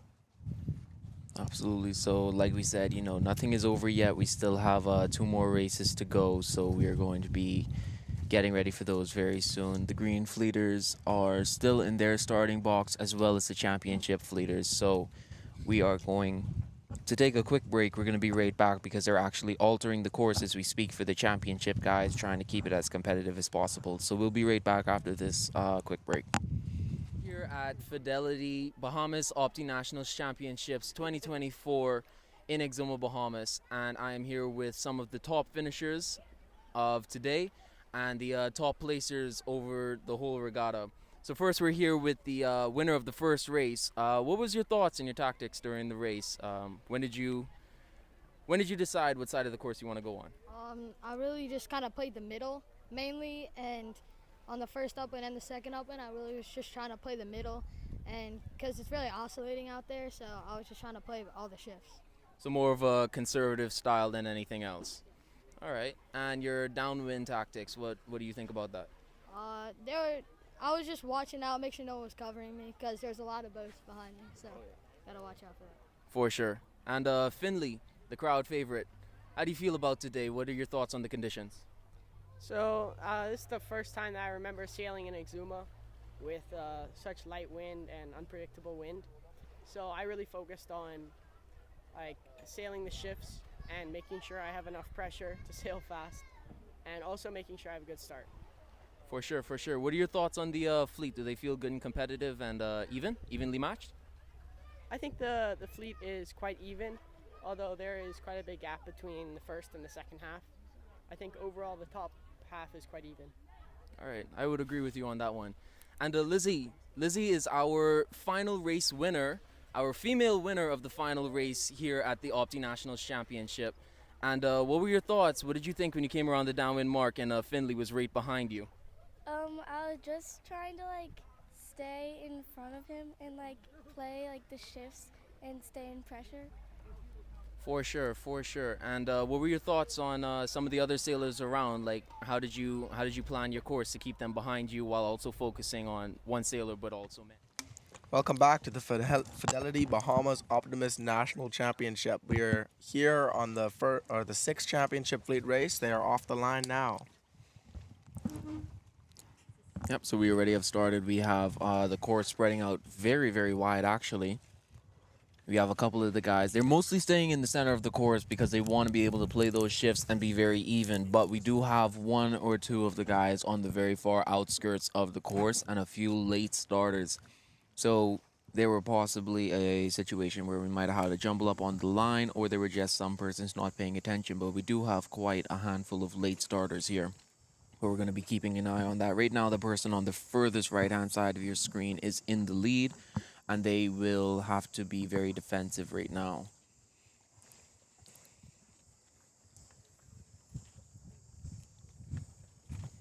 I believe in the middle right of the screen on starboard tack will be Tyrese McKenzie. I believe that is him.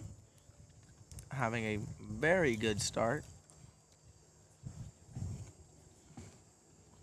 And that is Emmett. Yep, I know that tack right there. Emmett is just tacked in the middle of the screen. All right, so a quick rundown. This is them coming off of the starting line, beginning their first third of the race, heading up to the upwind mark. And so they're going to be trying to establish their positions in the course and figure out where they're going to land in that first upwind leg. All of this is happening within the first third of the race. That is when you really step out in front, like this boat is doing here. And you decide whether or not you're going to be the leader or if you're going to be trailing behind. I don't know which boat that is, but if that is Finley, they're going to have a very difficult time catching him. He has a good jump start on that line. As soon as we get close enough, we're going to give you a sail number and a name. All right, so you can see the fleet is all on starboard tack right now. They are moving to the left-hand side of the course, and they are more than likely going to start tacking off soon so that they can start coming back across on that header. So said, so done. We have a lot of the fleet tacking on to starboard. And we actually have a USA boat in the lead right now, far ahead, number 47. That is a number that is a number that we are familiar with. That is Connor Balloon from the Southern Yacht Club, out with a commanding lead in the first leg of the race on race number 6 here at the Fidelity Bahamas Optimist National Championship.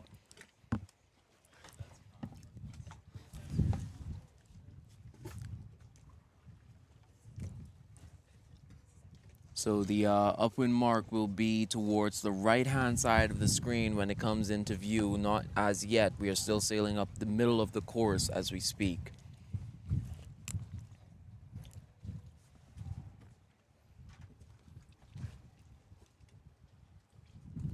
So as you can see, we have Tyrese coming on starboard tack on the left side of your screen. Let's see. He is having a very good race. He's going to make Leon. Yes, that would be Leon tack away. Tyrese is having a very good race right now as it stands. It looks like he may be in second place, second or third.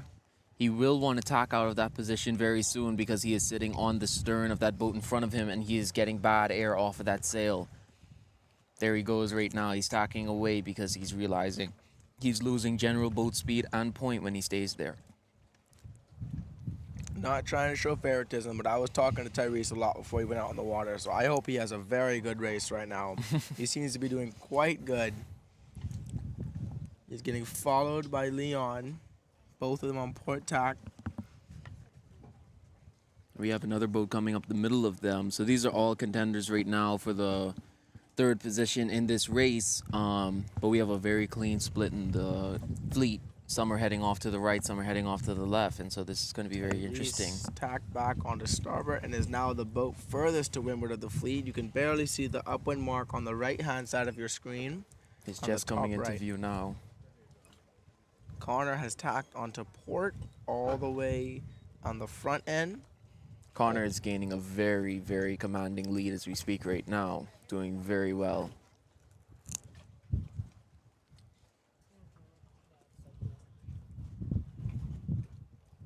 That is some gorgeous water, though. You can see those shadows on the bottom of the sand. You don't get that in a whole lot of venues around the world. On the left side at the bottom on port tack, that would be Dallas Clark in the Wasp Optimist. That would be 690 on port tack.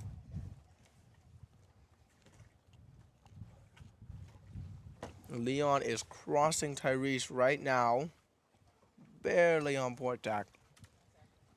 Wow, that is some close sailing going on right there. Oh, Tyrese, tack. So the He's wind just has pulling most down. definitely lightened up some because you can see the change in the leaderboards. And when you start to see those positions changing around like that, I can almost promise you there's been a change in the conditions. So just telling you from here on shore, we're probably looking at about 6 to 8 knots right now, still coming out of the south-southeast, but it has lightened up quite a bit. The chop is still very low and no current. Holy cow, Connor has opened up a solid lead. He's off to the right-hand side right now, and he's going for that leeward boat speed. So he's not going to exactly take a windward approach to his covering, but more of a bow-down leeward approach. And he is tacking onto starboard as we speak.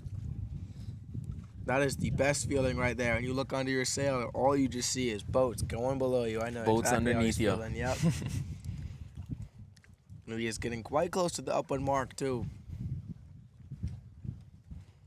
So as we talked about earlier, it's very important to keep your boat in between your opponent and the next mark, just to avoid any type of indiscrepancies and take away that opportunity for them to get a passing lane somewhere else. If you let them head off to the left-hand side or the right-hand side of the course and they get too far from you, you can't match their boat speed, you can't match their point, you don't know what they're doing, and it can be a very sticky situation if you don't pay attention to it.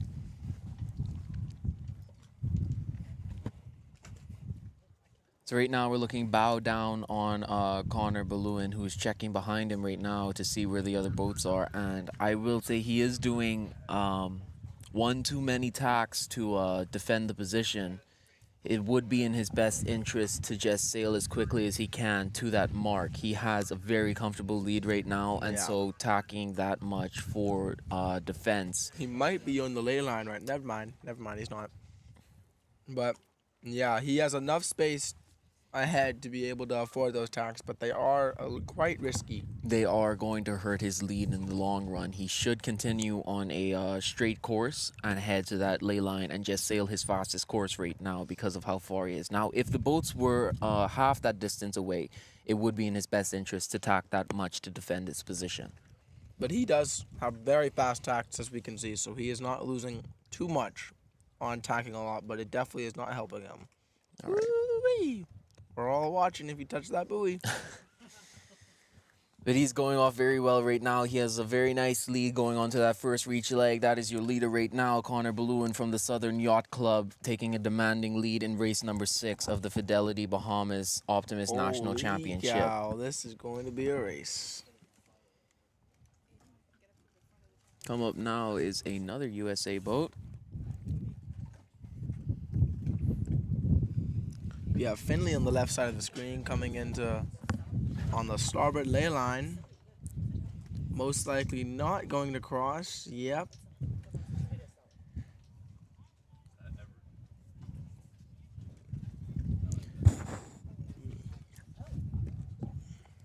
That is Sullivan Resnick coming up in second place right now. Another Southern Yacht Club member following his other Southern Yacht Club member around that first windward mark in second place. So as we said, when you see the leaderboards change around this much, you can definitely tell that the weather has changed. Some of the lighter guys are starting to take that lead up ahead now, and some of the heavier guys are having a bit more trouble trying to keep their boat speed up as well as their points. So you can't have one without the other, and these guys are trying to work very hard to keep up. This is Finley McKinney Lambert right now coming up, and he is in third place going around that windward mark and Very heading good on to tack. leg 2. Yeah, that was a beautiful tack just now. And we have A big 5 old boats. train. 5 boats all coming to the mark together, being led by Lorenzo, if I'm not mistaken.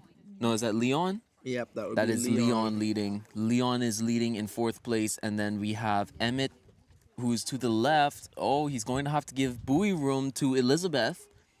And followed very closely by Callum Pritchard.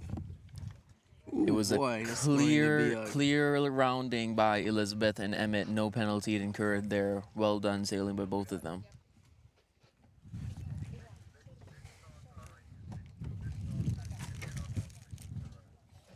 So this is another angle of our upwind mark. Got our local sunken boat there. Went out and sunk during a storm, and the owner just has yet to move it from that location. So it has been there for a while, and a lot of the kids swim out there and jump off it when practice is canceled.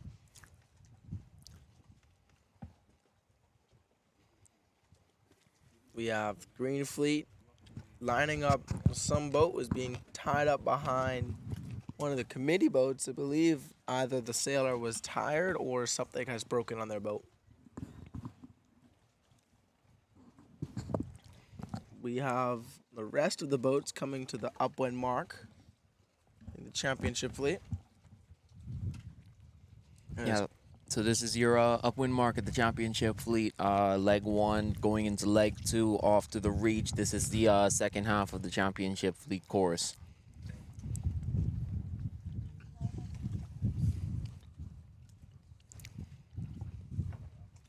So the wind has lightened up quite a bit. As you can see, those white caps are no longer rolling anymore. We're probably looking at about 5 knots, 6 knots, somewhere in that range.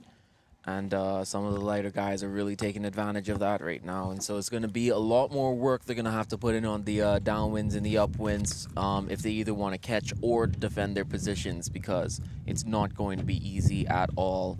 Especially if you're one of the heavier guys or in the red fleet or the blue fleet. The white fleet right now is really going to have fun in this because, you know, smaller, they're lighter, they're going to have a lot more advantage. When it comes to these one design boats, the lightest you can be your friend or your enemy, depending on the condition and depending on the class of boat that you're sailing. When coming around the upwind mark, the anchor is going down to the bottom to keep the boat stationary. So a lot of the time, the dagger boards, which comes beneath the opti, can often hook the anchor line and pull the buoy towards a kid, causing him to get stuck on the anchor line. So a lot of the kids are going clear in front of the buoy. Even if they can get closer to it, they want to avoid having their dagger board hook the anchor line to the buoy. That's another very annoying situation that you can incur in one design and even some of the other classes of racing sailboats. That can be a real race ruiner. Green Fleet is chilling, boy. Yeah, Green Fleet is absolutely relaxing. Some of the guys are laying down in their boats. They're getting ready for their last race of the day, and that will close out their championship, and we will be able to crown our Green Fleet leader of the Fidelity Bahamas Optimist National Championship of 2024.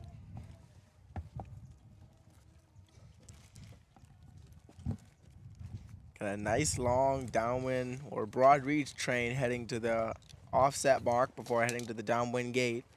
Right here, it is quite difficult to catch other boats, but it is possible if you sail very fast on the reach.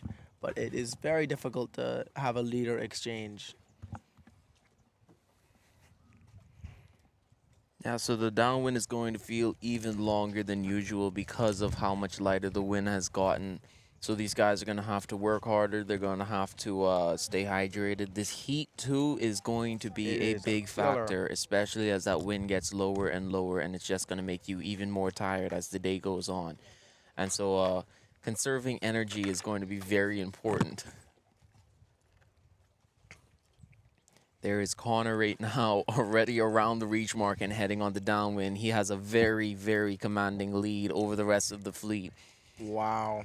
He's already down and going downwind. And in these type of breeze, the time advantage that he would have on the person in the second place is a lot higher because the boats are moving so much slower now. So even if Connor was to stop his boat, it would take so much longer for the second place boat to catch up to him because of how light the breeze is. Second, third, fourth, and fifth are relatively close coming up to this mark now, rounding almost together.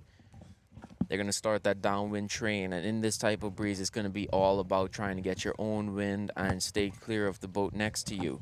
Now, in this type of condition, it is going to be imperative for the jury to be watching out for the boats rocking and sculling and pumping, because this is the condition that will condone that type of action, because you're trying to get as much speed as you can. And as I'm saying it, I look to the right, and there is Lori right there, giving a watchful eye over these guys and making sure that nobody is propelling their boat without using their wind.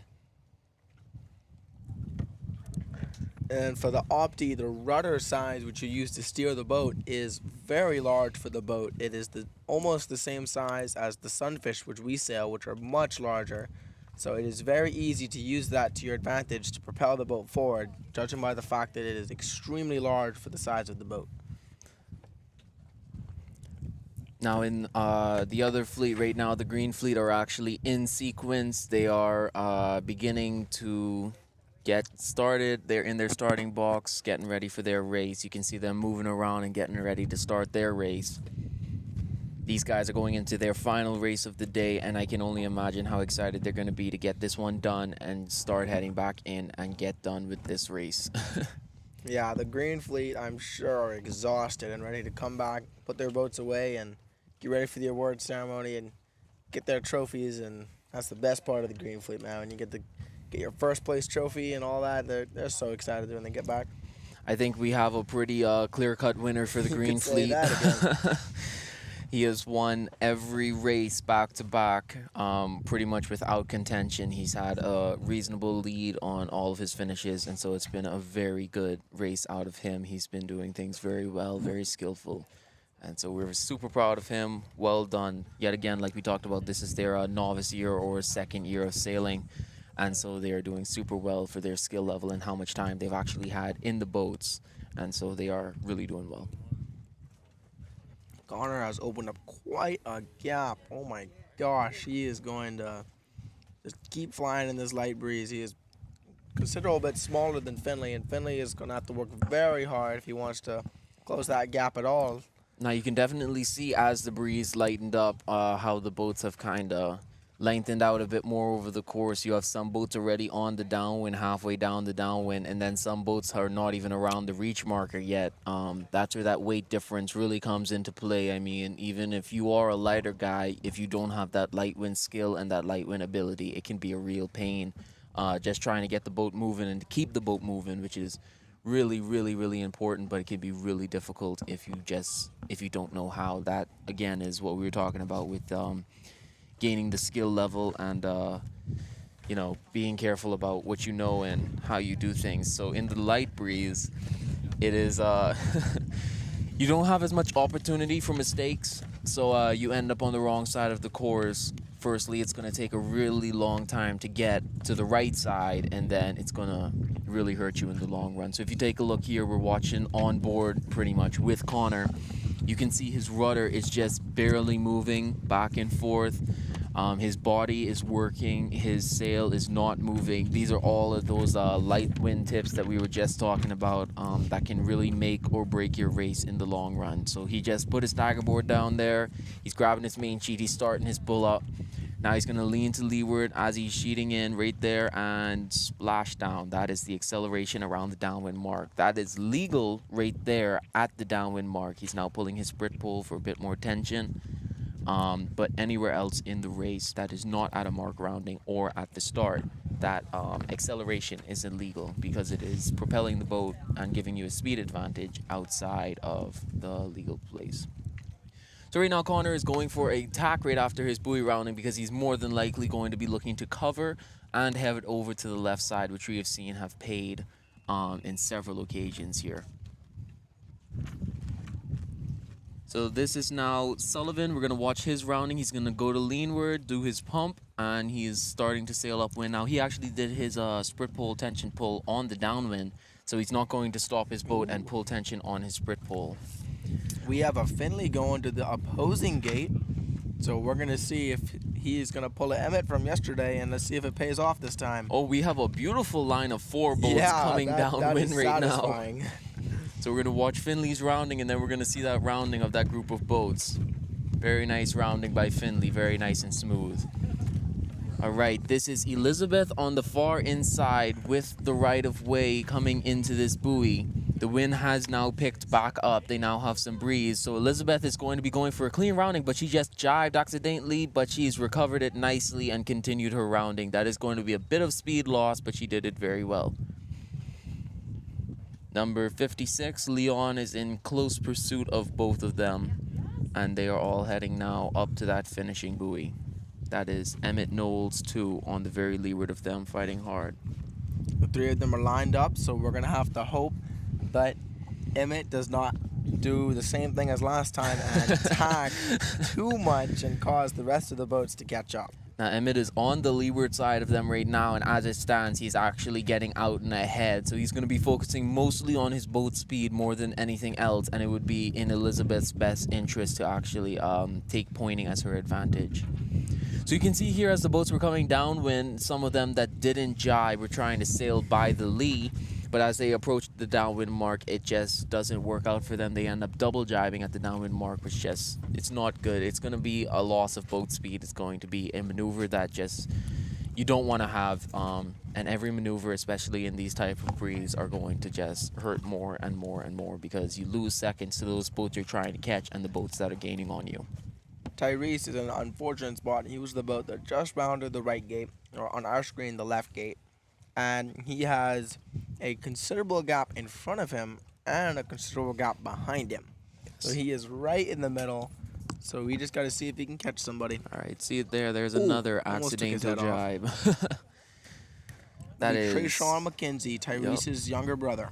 All right, so just like we were talking about earlier, you know, coming down that mark and not preparing for that jibe early, it can be really detrimental because you're doing that double jibe right there next to the mark, and like we said, you're losing time, you're losing ground, and you're also sliding the boat into the mark before you're ready to do your rounding.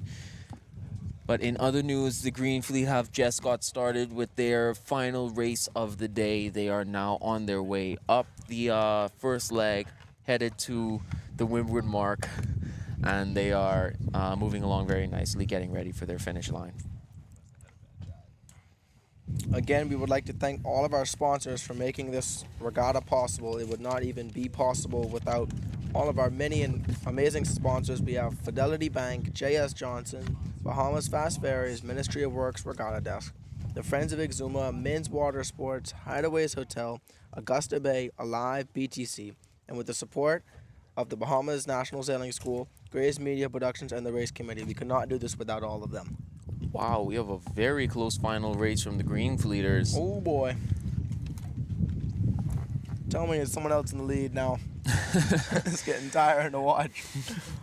No, I believe that is Fletcher yet again. Man, this kid needs to stop.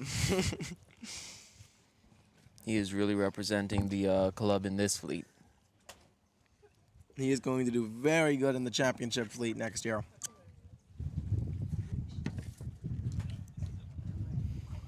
All of these boats are completing their tacks. Now we do have a starboard to port here. All right, he is ducking and he will be clear. Another starboard to port coming up. We have Tyrell Roll coming to the upwind mark in second place. Oh, he is stalling. Let's hope he does not touch the upwind mark. Wow, we have a lot of tacking going on right now. Tack. Oh, here we go. This is going to be that's going to be very much so a penalty right there. That is definitely a collision and a penalty. And right there we have the crowd favorite, Mr. Naham Butler. Sorry, Neyman Butler coming in fourth place, catching up to these two boats in second and third. Second and third are very close, and Neyman is even closer in fourth.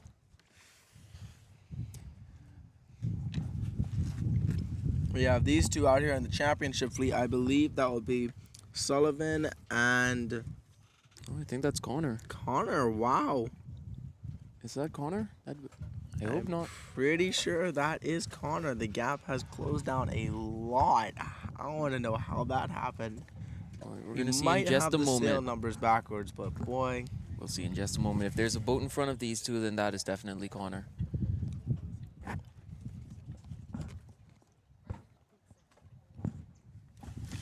No, I think that's Connor. yep. Connor is getting run down right now by Mr. Finley McKinney. No, that is Sullivan. That's Sullivan That there. is Sullivan. Oh, they're trying to trade blows. Oh boy, we have a drag race to the finish. We do still have a lot of distances, so Sullivan has a very good chance of getting that that final win in here. The wind has picked back up with us, so they are moving a lot better now. You can see the kids are now sitting up on the sides of the boats. They're not down in the center anymore. So Connor and Sullivan are more than likely going to start trading blows here this last couple meters to the mark, to the finish line. Both are going to be looking for a very good placement to hopefully boost their numbers in the leaderboards and in the overall ranking.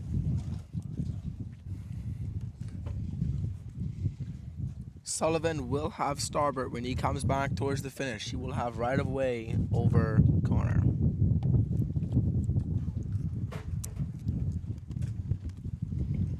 All right, now we're looking at the green fleeters. First place, Mr. Fletcher has just come around the jibe marker, and he is going to have this race go his way yet again here at the Fidelity Bahamas Optimist National Championship of 2024. So far, Fletcher Wow, has it is clean windy. swept all of his races. The wind is increasing quite a lot from It where it is. was like a minute ago. It has picked up quite a lot. Connor still has the lead to windward over Sullivan, or Sully, who is now to leeward, but has lost his ahead gap. So right Connor is there, tacking straight towards the finish, which is directly at the top of our screen with the committee boat and the red buoy just to the left of it. so right there, Sullivan had actually delayed his crossing with Connor. So they were going for a cross, but Sullivan decided to tack away and instead delay it. And now they are both on the same starboard tack heading up to that finish line. And I think it is going to go the way of Connor in this sixth race here at the championship fleet. I do not see Finley. I wonder where he is right now. I think Finley has actually dropped down to third. Wow. That would be Emmett on the left side of our screen. Coming upwind on starboard tack with the orange shirt.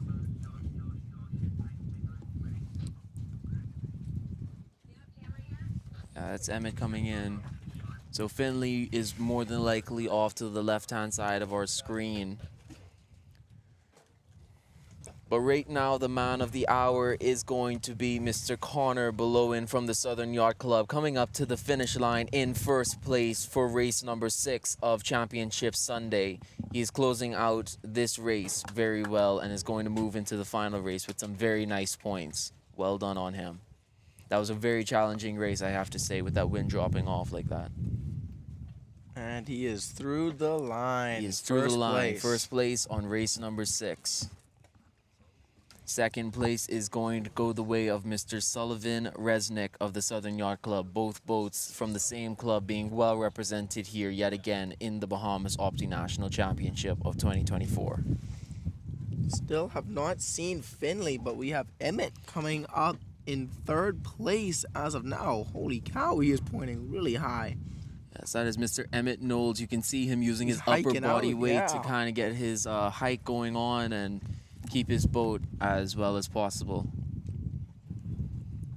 Come on, Emmett.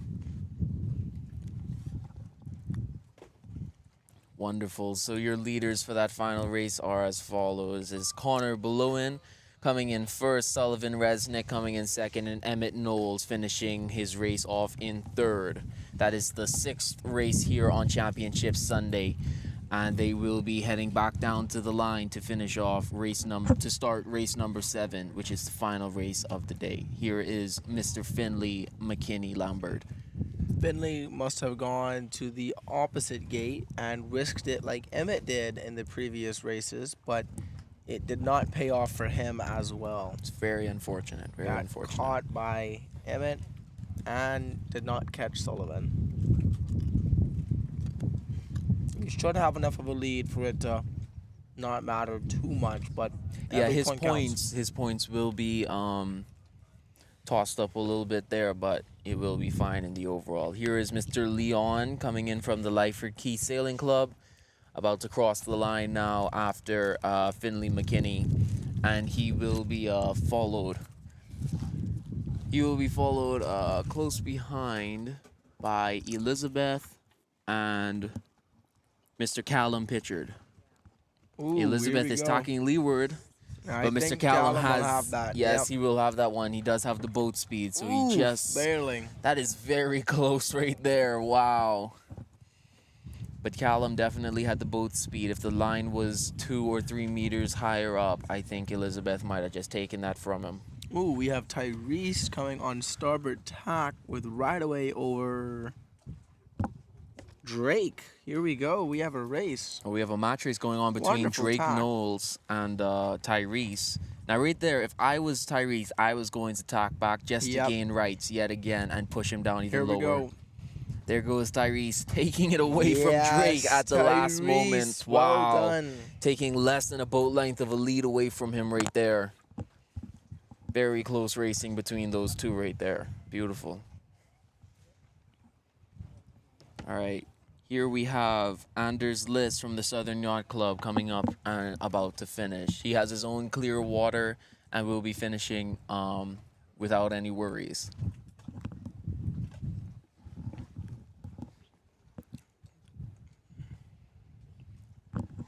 Here we have the Green Fleet going upwind. The Green Fleeters have just went around their final marker. They're now on their way to the finish line to complete their final race here at the Fidelity Bahamas Optimist National Championship of 2024 in Exuma, Bahamas. They are completing their last and final race of the championship. These guys have raced really hard. They faced some interesting conditions. Luckily, nothing too challenging, but they still showed their skill, and of course the person to have shown their skill the most is Mr. Fletcher. Mr. Fletcher is going to clean sweep the Green Fleet. Here we have Lorenzo coming to the finish line in the championship fleet. Followed by Everett Blowen, and 620 would be Trayshawn McKenzie directly behind him.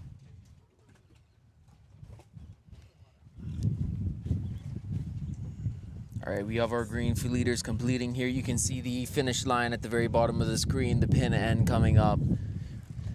There is going to be a good fight for second, third, and fourth position, and so we're going to see who gets that second, third, and fourth coming up here. Grand Bahama is being well represented by Caden. Yes, he is. Caden is a former ESC sailor until he moved away. I wish he was here sailing for our club right now. And the Green Fleet is going to go the way of Mr. Fletcher. He has clean sweeped every race here at the Fidelity Bahamas Optimist National Championship of 2024. And he has done very, very, very well.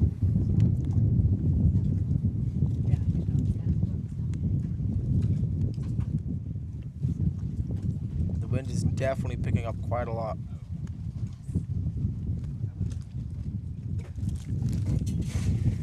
That is a well done to him. He's going to be able to take a rest now. That was their last race. So with his throwout now, he will only have 6 points overall.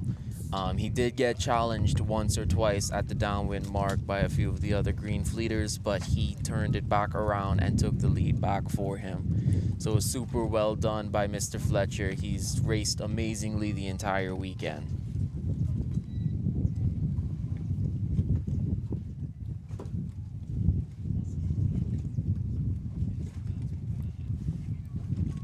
That white boat there in the middle on the right side of the screen, the power boat will be Wow. the camera boat.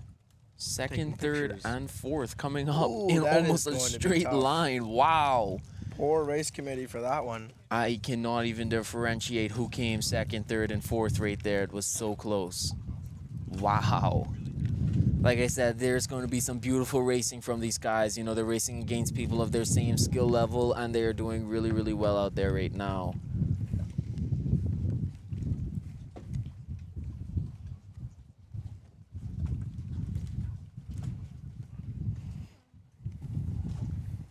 All right, we're going to take a look over at our championship fleet now and see how they're doing and how they are coming along.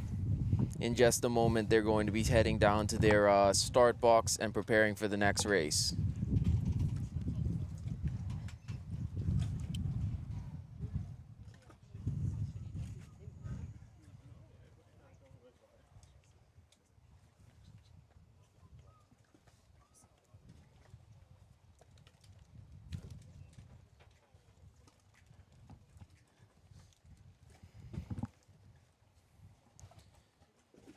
So our finishers for the Green Fleet final race are first place Fletcher Johnson, second place Grayson Kemp, third place is Bryson Charlton, fourth place is Naaman Butler, and fifth place is Valentina Pinder. So it's going to be very interesting to see how the points are tallied up in the end and who actually has the overall for second and third, because they've been trading blows back and forth the entire regatta. A lot of them have some races to throw out, and some of them even have some really high finishes from yesterday and today, some seconds and some third places. So we're going to see how that works out this evening at the award ceremony. When the points are all tallied up, we're going to really see who had consistency. It's not always about whoever wins the most races, but whoever is the most consistent throughout all of the races. Definitely, most definitely. And I think we can all agree the most consistent in the Green Fleet was definitely Mr. Fletcher. He only took one place the entire regatta. Well done by him.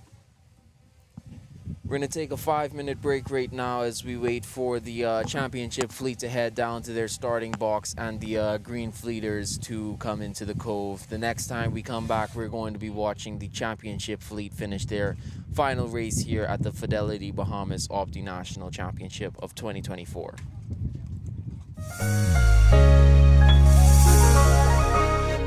Fidelity, we're good for you. We believe in relationship banking. We take pride in getting to know our clients. You have access to knowledgeable, approachable ambassadors and financial coaches so that we can recommend the best product for you. At Fidelity, we care about you. From your financial health to your physical health, we can relate to you because we're just like you. Come and start your relationship banking experience with us today. Visit us online at fidelitygroup.com. Visit any of our branches in Nassau or Grand Bahama, or phone 356-7764 in Nassau. Good morning. Welcome to day 2 of the Fidelity Bahamas Optimist National Championship. I am here with Joshua Higgins, one of the coaches of the Harbor Island Sailing Club. How are you feeling, Joshua? How's the team doing so far in the competition? Yeah, good morning, everyone. Hope all is well with you and your families. And yeah, I'm feeling pretty good myself as a coach. I'm really happy with the kids and their performances. I just told the kids, just come here and enjoy yourself and, get the races finished and done. And they've been doing that so far, and we hope to just get better and better day by day. You have guys both in the championship and in the Green Fleet, right? Yes, correct. All right. So for a competition this size, do you hope to bring an even larger team and hopefully encourage some of the guys from Harbor Island to join the sailing club and get up to this level? Well, yeah, no, definitely. That's the goal, to keep inspiring the younger generations to come. And yeah, just keeping the ball rolling and just making progress. All right, so we're hoping to see you guys at more competitions to practice and to keep getting better with the racing team, right? Yes, for sure. We'll definitely be seeing more Harbor Island Sailing Club. That's wonderful. I'm hoping that we can be able to host you here in Exuma many more times. Thank you. Good morning. Welcome to Fidelity Bahamas Optimist Championships 2024 in Exuma, Bahamas. And I am here with some of the top finishers of today and the top placers over the whole regatta. So first we're here with the winner of the first race. What was your thoughts and your tactics during the race? When did you decide what side of the course you want to go on? I really just kind of played the middle mainly, and on the first up and the second up, I really was just trying to play the middle, and because it's really oscillating out there, so I was just trying to play all the shifts. So more of a conservative style than anything else. All right. And your downwind tactics, what do you think about that? I was just watching out, make sure no one was covering me, because there's a lot of boats behind me, so gotta watch out for that. For sure. And Finley, the crowd favorite, how do you feel about today? What are your thoughts on the conditions? So this is the first time that I remember sailing in Exuma with such light wind and unpredictable wind. So I really focused on like sailing the shifts and making sure I have enough pressure to sail fast, and also making sure I have a good start. For sure, for sure. What are your thoughts on the fleet? Do they feel good and competitive and evenly matched? I think the fleet is quite even, although there is quite a big gap between the first and the second half. I think overall the top half is quite even. All right, I would agree with you on that one. And Lizzie is our final race winner, our female winner of the final race here at the Opti Nationals Championship. And what were your thoughts? What did you think when you came around the downwind mark and Finley was right behind you? I was just trying to stay in front of him and play the shifts and stay in pressure. For sure, for sure. And what were your thoughts on some of the other sailors around? Like, how did you plan your course to keep them behind you while also focusing on one sailor but also many? I was just trying to make sure that if they tacked, they weren't gonna end up crossing me and stuff. It's a very good strategy to watch the fleet but also watch the person you're match racing. How are you? Good. You've placed very well. You've been very consistent. What are your thoughts on the conditions and the fleet so far? I thought the conditions were light. They were pretty good, and I was just trying to focus on getting a start and just having acceleration and then getting into the pressure. And the general recall during race 3, we noticed that you were one of the main boats. Yeah. What were your thoughts on that one?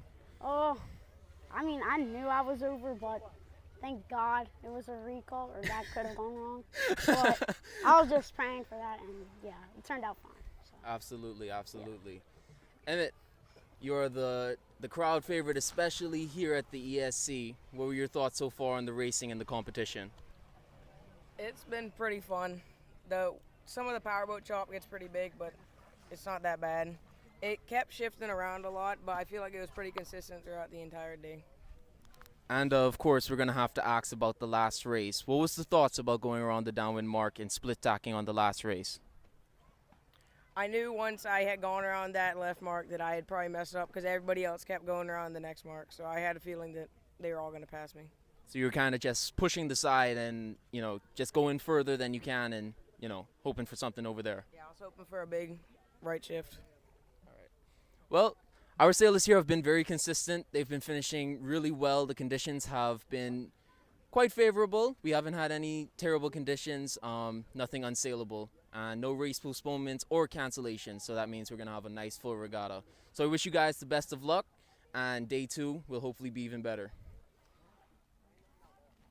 It's always exciting to witness kids sailing, Bahamas Optimist. I believe this is the second time here in Exuma, put on by the Exuma Sailing Club as host. And this is an exciting occasion for the entire island of Exuma, but also for the children and for the sport of sailing. Exuma being the sailing capital of the Bahamas, it's truly refreshing when we see young people from Abaco and Eleuthera and the USA come to Nassau, come to Exuma to really hone their skills and to compete at this level. I think the future of sailing is bright when we see the number of young people who are participating in this regatta here today. Sailing as a national sport is getting a significant boost, a shot in the arm, if you will, but by the skills learned here that will continue on and advance to sloop sailing, and of course we've been to the Olympics before, so all things are possible. I believe if we could have won Olympic medals back in the day before there was the Exuma Sailing Club and before regattas became so prolific in the Bahamas, I know that we will do it again. This excites me about the national sport. It excites me as an Exumian, and I hope that as we continue to move forward, we move from strength to strength. So I am congratulating the Ministry of Family Island Affairs with responsibility for regattas. They do a spectacular job all across the country, and now we are doing it with the Bahamas Optimist. And this is a great day for Exuma, a great day for sailing, and a great day for the children of our country. Fidelity, we're good for you. We believe in relationship banking. We take pride in getting to know our clients. You have access to knowledgeable, approachable ambassadors and financial coaches so that we can recommend the best product for you. At Fidelity, we care about you.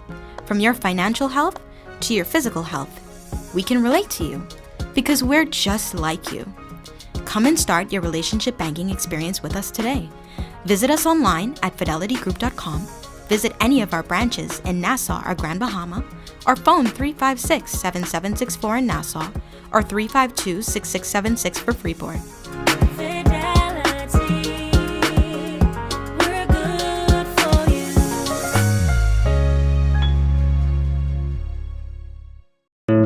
Throughout our lifetime, we must all make decisions. No matter how we choose, the right one just needs to be made. Like having J.S. Johnson Insurance Agents and Brokers as your insurance partner. We've been serving the Bahamas for over 100 years. Whether you need home, motor, marine, or commercial insurance, make the right decision. Call 397-2100 or visit jsjohnson.com. JS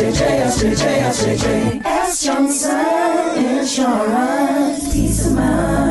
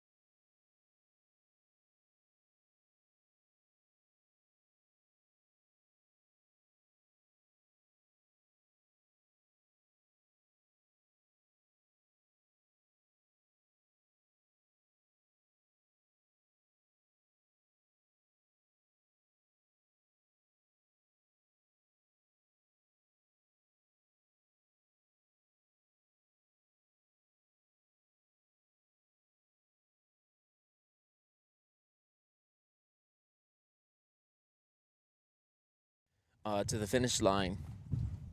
Both are going to be looking for a very good placement to hopefully boost their numbers in the leaderboards and in the overall ranking.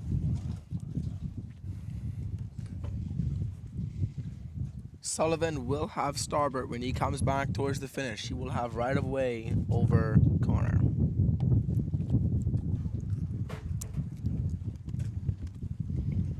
All right, now we're looking at the green fleeters. First place, Mr. Fletcher has just come around the jibe marker, and he is going to have this race go his way yet again here at the Fidelity Bahamas Optimist National Championship of 2024. So far, Fletcher has Wow, it is clean windy. swept all of his races. The wind is increasing quite a lot from It where it is. was like a minute ago. It has picked up quite a lot. Connor still has the lead to windward over Sullivan, or Sully, who is now to leeward, but has lost his ahead gap. So right Connor is there, tacking straight towards the finish, which is directly at the top of our screen with the committee boat and the red buoy just to the left of it. so right there, Sullivan had actually delayed his crossing with Connor. So they were going for a cross, but Sullivan decided to tack away and instead delay it. And now they are both on the same starboard tack heading up to that finish line. And I think it is going to go the way of Connor in this sixth race here at the championship fleet. I do not see Finley. I wonder where he is right now. I think Finley has actually dropped down to third. Wow. That would be Emmett on the left side of our screen.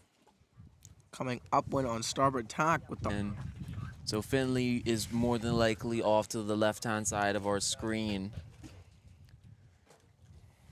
But right now, the man of the hour is going to be Mr. Connor Belowen from the Southern Yacht Club, coming up to the finish line in first place for race number 6 of Championship Sunday. He is closing out this race very well and is going to move into the final race with some very nice points. Well done on him. That was a very challenging race, I have to say, with that wind dropping off like that. And he is through the line. He is through the line. First place on race number 6. Second place is going to go the way of Mr. Sullivan Resnick of the Southern Yacht Club. Both boats from the same club being well represented here yet again in the Bahamas Opti National Championship of 2024. Still have not seen Finley, but we have Emmett coming up in third place as of now. Holy cow, he is pointing really high. Yes, that is Mr. Emmett Knowles. You can see him using He's his upper hiking body out, weight to yeah. kind of get his hike going on and keep his boat as well as possible.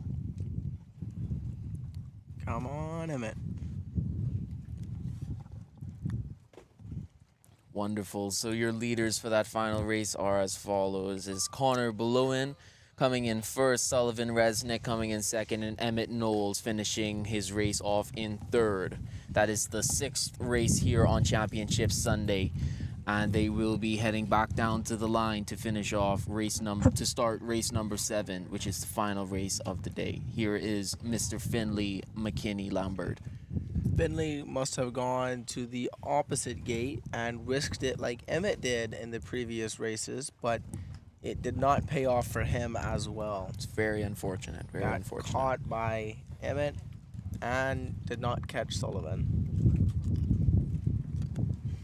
You should have enough of a lead for it to not matter too much, but Yeah, every his point counts. his points will be tossed up a little bit there, but it will be fine in the overall. Here is Mr. Leon coming in from the Lyford Key Sailing Club, about to cross the line now after Finley McKinney, and he will be followed.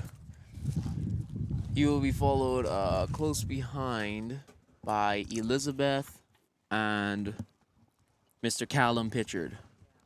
Ooh, Elizabeth here we is go. talking leeward. I But Mr. think Callum will has have that. yes, Yep. he will have that one. He does have the boat speed, so Ooh, he just barely. that is very close right there. Wow. But Callum definitely had the boat speed. If the line was 2 or 3 meters higher up, I think Elizabeth might have just taken that from him. Ooh, we have Tyrese coming on starboard tack with right away over Drake. Here we go. We have a race. We have a match race going on between Wonderful Drake tack. Knowles and Tyrese. Now, right there, if I was Tyrese, I was going to tack back just Yep. to gain rights yet again and push him down even Here we lower. go. There goes Tyrese taking it away from Drake Yes, at the last Tyrese, moment. well Wow. done. Taking less than a boat length of a lead away from him right there. Very close racing between those two right there. Beautiful. All right. Here we have Anders Liss from the Southern Yacht Club coming up and about to finish. He has his own clear water and we'll be finishing without any worries.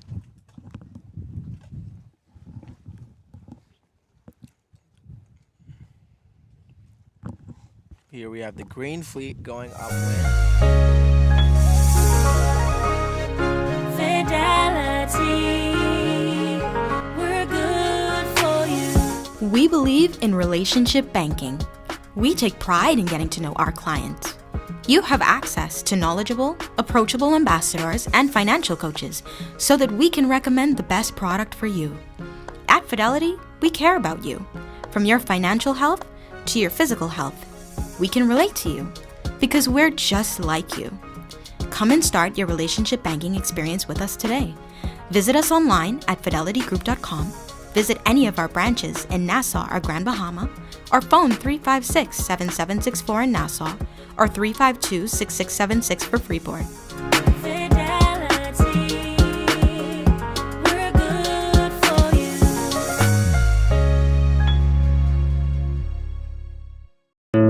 Throughout our lifetime, we must all make decisions. No matter how we choose, the right one just needs to be made. Like having J.S. Johnson Insurance Agents and Brokers as your insurance partner. We've been serving the Bahamas for over 100 years. Whether you need home, motor, marine, or commercial insurance, make the right decision. Call 397-2100 or visit jsjohnson.com. JS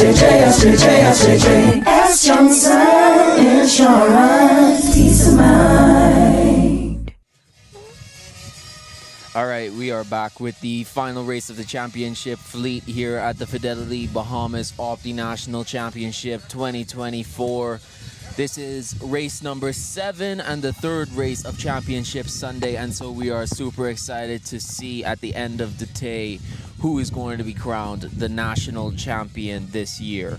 Right now, Finley McKinney Lambert is lining himself up very nicely, but he did have a bit of a shaky race, that last one, finishing 4th, if I'm not mistaken. And so it is going to be very interesting how he makes this comeback now. As you can see, the Opties are already inside their starting box, and they are preparing for their start. Joss, any thoughts on the conditions so far?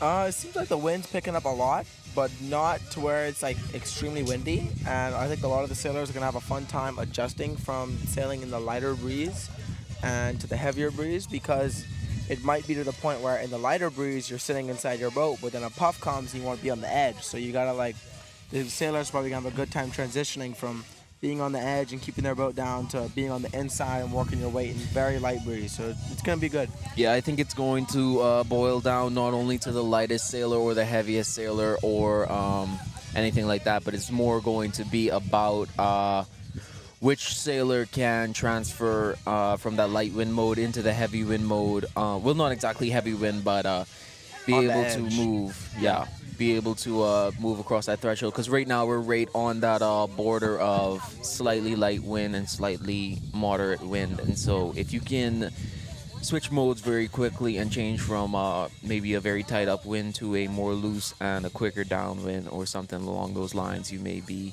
set up very well to position well in this race. Yeah, I'm sure some of the smaller sailors too are going to have a very good time in this medium to moderate breeze. They're going to be going real fast out there in the lighter air. Most definitely, yeah. It's going to be a lot about it, not only acceleration, but also holding that boat speed, moving across that margin and into the pressures and such. The person who can keep their boat speed, up and still keep the boat moving, especially on that first upwind and that reach leg, it's going to be imperative that, they're able to cross that threshold and keep the margin up. So we're going to keep an eye out for them, and we are going to be watching very closely. I think this is going to make for a very close and interesting race, the final race of the Fidelity Bahamas Optimist National Championship of 2024. We really cannot ask for much better weather. This is like the perfect sailing conditions for Optimist, and beautiful waves, very light to moderate breeze, sunny weather. It's pretty perfect weather. You haven't canceled a single race yet. For sure. Yeah, I don't think you could have gotten any better than this. I mean, a lot of the bigger sailors were probably hoping for some more wind, probably Yeah, I feel around their pain. 15, 16. But I am really happy with the conditions that we were given, able to get all our races off. So as you can see right here, the Opties are in sequence, and they're getting ready for their start, the final start. this is where you lay it all out on the line, especially someone like Emmett, Finley, even Sullivan. They are going to be laying it all out there. The final race, just go for it. And that's our start right and there. go. A couple of them might have gotten disqualified there in the middle. They were pretty far up. And this is a monumentous moment for Emmett and Tyrese and Dallas Clark and some of the other sailors like Nash Cartwright, even Finley. Like this could be their last time sailing in nationals or even sailing a race in an Opti for that. Yep, this is going to be their actual last and official race of the Optimist class. And we are, like we said before, we'll say it again, we are so proud of them and how much work they've put into these boats. And not only our guys, but also Callum and Nash, both looking to age out and move into bigger boats. So looking at the course right now, it looks like that port tack is going to be most definitely the favorite tack. You can see a lot of the boats are able to come almost straight off the line on port, and so a pin end start might have been in your best interest. But we did have a lot of the boats coming off at the committee end, so there may have been a height favoring on the committee end, but there's definitely a tack favoring on port. So the fleet is split almost completely in half right now, splitting from side to side. We just received news that Drake from the Macno Sailing Club in Long Island was over the line at the start. That is very unfortunate. That is going to really hurt him. Because he was really in the running after his last few races. He was getting up there, but that's going to hurt him. Yeah, you can see as the day went on, he definitely got more and more aggressive in his racing, and it has paid a toll. So I don't remember seeing a boat tipping the line. For his sake, I hope he does. He is still probably not going to make it. He probably does not realize that he has been disqualified and is going to continue to sail the race. And he's going to realize the moment he comes to the finish line, and that's going to be heartbreaking for him. It's very unfortunate. But watching here, we see a clear split. The top 6 boats are making out in front of the rest of the fleet and kind of getting clear and establishing themselves early on in the race, like we talked about earlier. The first third of the race off that line and before the midway point of that first upwind, that's really where you establish your leaders and who's going to be the top person going around that windward mark and possibly even winning the race in the end. So it's very good to see these guys working very hard on this first third of the race. You know, your start is 70% of your race, and so we've seen some very good starts so far. Yeah, and you can see the majority of the fleet right now is on port tack, so guessing that the wind is coming more out of the left, allowing them to point a slight bit higher than the boats on starboard tack. But the whole fleet is just working their way upwind, each giving it the best they can for their final race. I think we're definitely going to see a port tack favoring race here, Joss. Yes, indeed. A lot of these are heading up on the left-hand side, so it would be in your best interest to get to that left-hand side, but you do want to sail the longest tack first, and so we're going to see a lot of the boats actually coming over to that right side and then trying to continue up like that. But they're doing really well right now with the conditions they're being given. Like we said, it is kind of fluky. We're not seeing a whole lot of major shifts. It's pretty steady at this point, but it is a bit unfortunate how the course is slightly obscured to where the port tack is going to be heavily favored for the remainder of this race. Yeah, and the port tack is going to be the longer tack too, so they're all going to spend more time on that tack than starboard. So they're going to be very well used to that tack. You can see right here at the very bottom of the screen would be Dallas Clark. You can recognize him from the logo on the side of the boat. That is the Opti I used to sail when I was in Optis, the Wasp. I named it the sail number 690. You can find that one on the race course anywhere. Oh, we have a starboard to port right now coming up. Oh, that might have been contact with the stern of his boat and the side of his own. Yeah, that was a good tap there. I hope we don't see a protest coming up. We've had so much clean racing recently. Yeah, we're zooming in on that now. You can see he's now sitting leeward of that boat right next to him. So it's going to be a very close race between those two coming up to that windward mark. A lot of the fleet is tacking off on the starboard tack now. Most likely the wind will be coming a slight bit more to the right than it was before. A lot of the boats are trying to make their way across or they're all just getting impatient and deciding to change sides of the course. I have to say, even for a race that is favoring on port tack, we are seeing a good spread out of the fleet, which we didn't see on the first day. So I think it's coming back down to simultaneous tack. Yep, that was But I nice. think it's going to come down to a lot of these boats getting a lot more confident on the last day and going for it here on Championship Sunday. And so we're watching them very closely. And you can see they are flying up here to the upwind mark. They are already almost made it to the starboard tack ley line. And for those of you who don't know, a ley line is when you tack your boat, you are able to make the buoy without adjusting your angle or having to move. You can sail straight from where you are when you tack onto the buoy. No one has yet made it onto a ley line, but they are very close to the starboard ley line. All right, so that person right there doing those tacks to the right-hand side, that is definitely Mr. Emmett Knowles, if I'm not mistaken. Yep, that would be Emmett. I can see the logo on the side of his boat. Dragonite is what he named his.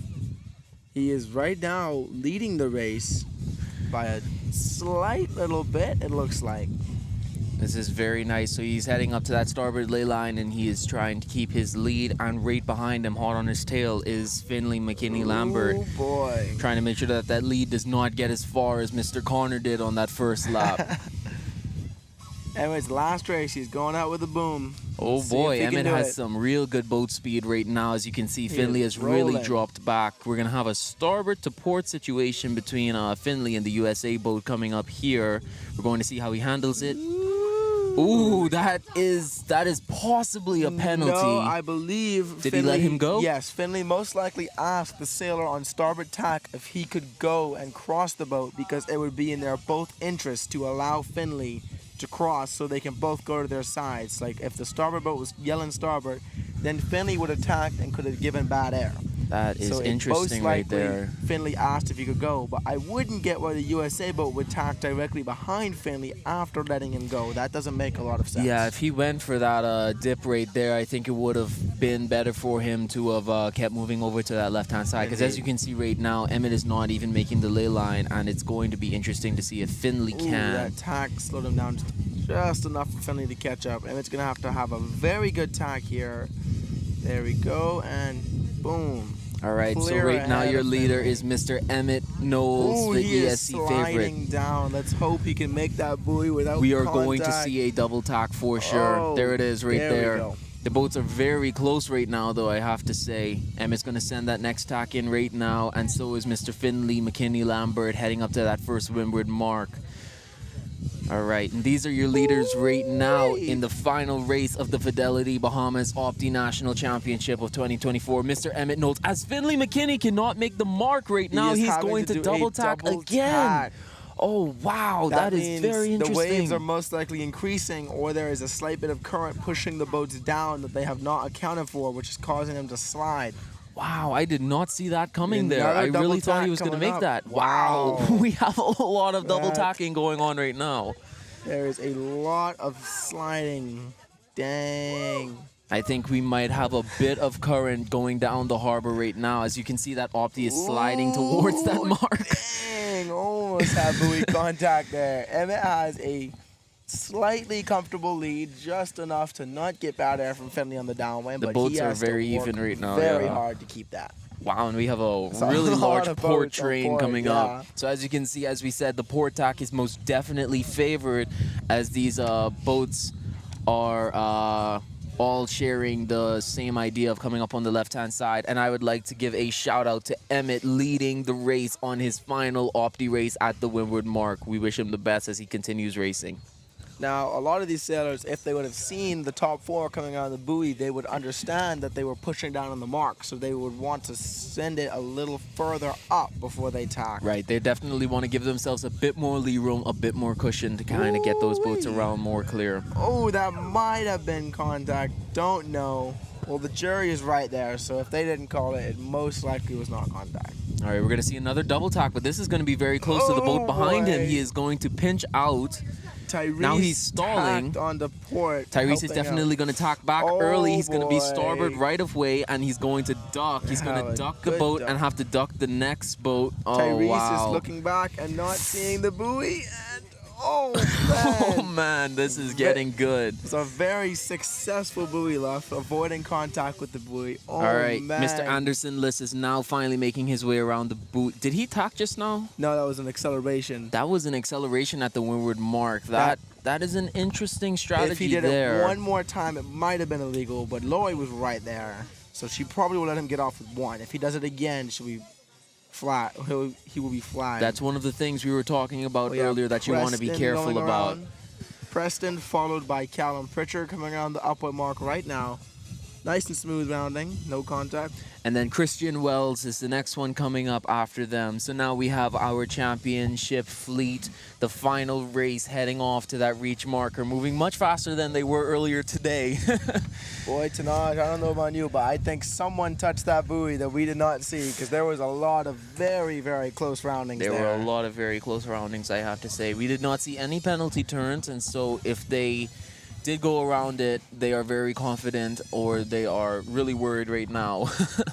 We have not seen Drake Knowles, I do not believe, up until this point, so he might have realized that he was over and might be heading back in.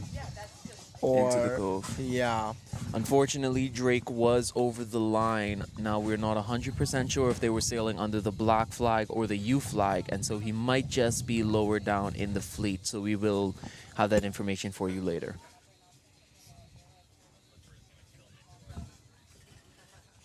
But right now on your screen is a frame of our leaders. That is first, second, third, fourth, fifth, and sixth, and they are doing very well right now. That was some very interesting buoy rounding, I have to say.